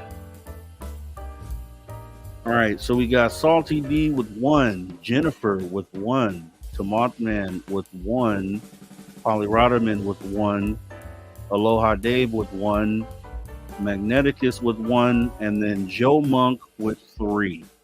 So that means Joe Monk is the winner of tonight's trivia. Joe Monk, congratulations. Let's go ahead and get ready to wrap up the show. Yeah, I think the 2-part answers makes it more difficult. So that's what we'll do. Like the 1-part answer, if you at least get that, then we'll take it as a correct answer. So with that being said, we do have a winner for tonight, which is Joe Monk. So congratulations, Joe Monk. Now I'll go ahead and get ready to bring this show in. And like I said, yeah, we finished the last 18 minutes of the show off with a little trivia. So what? It's okay. We'll survive. And Travis's YouTube link is Blue Lightning Cards, right? YouTube.com/@Blue Lightning Cards. There, and also on TikTok. So, apparently. Alrighty. Definitely. All right, Travis. So I'm gonna go ahead and wrap this thing up, man. Thanks for coming in. Obviously, we'll do this again next Saturday. Anybody who had questions that we couldn't get to for Travis this week, save them for next week, and we'll go ahead and make sure that we ask those. We do appreciate you coming in, Travis. You take care, man. Till next time. Yes, take care, everyone. Stay safe out there, and Examaga. All right, later. Okay, yeah. Dang, Deb, what you? What was this? A SAT test, Deb? You got to come with the single answers. Let me go ahead and get ready to get this music out of here. All right. So definitely want to go ahead and thank the people that came in tonight and played a part in the show. Definitely got love, right? Got love for everyone who came and hung out with us. We had an awesome conversation with our guest today, Ed Odell.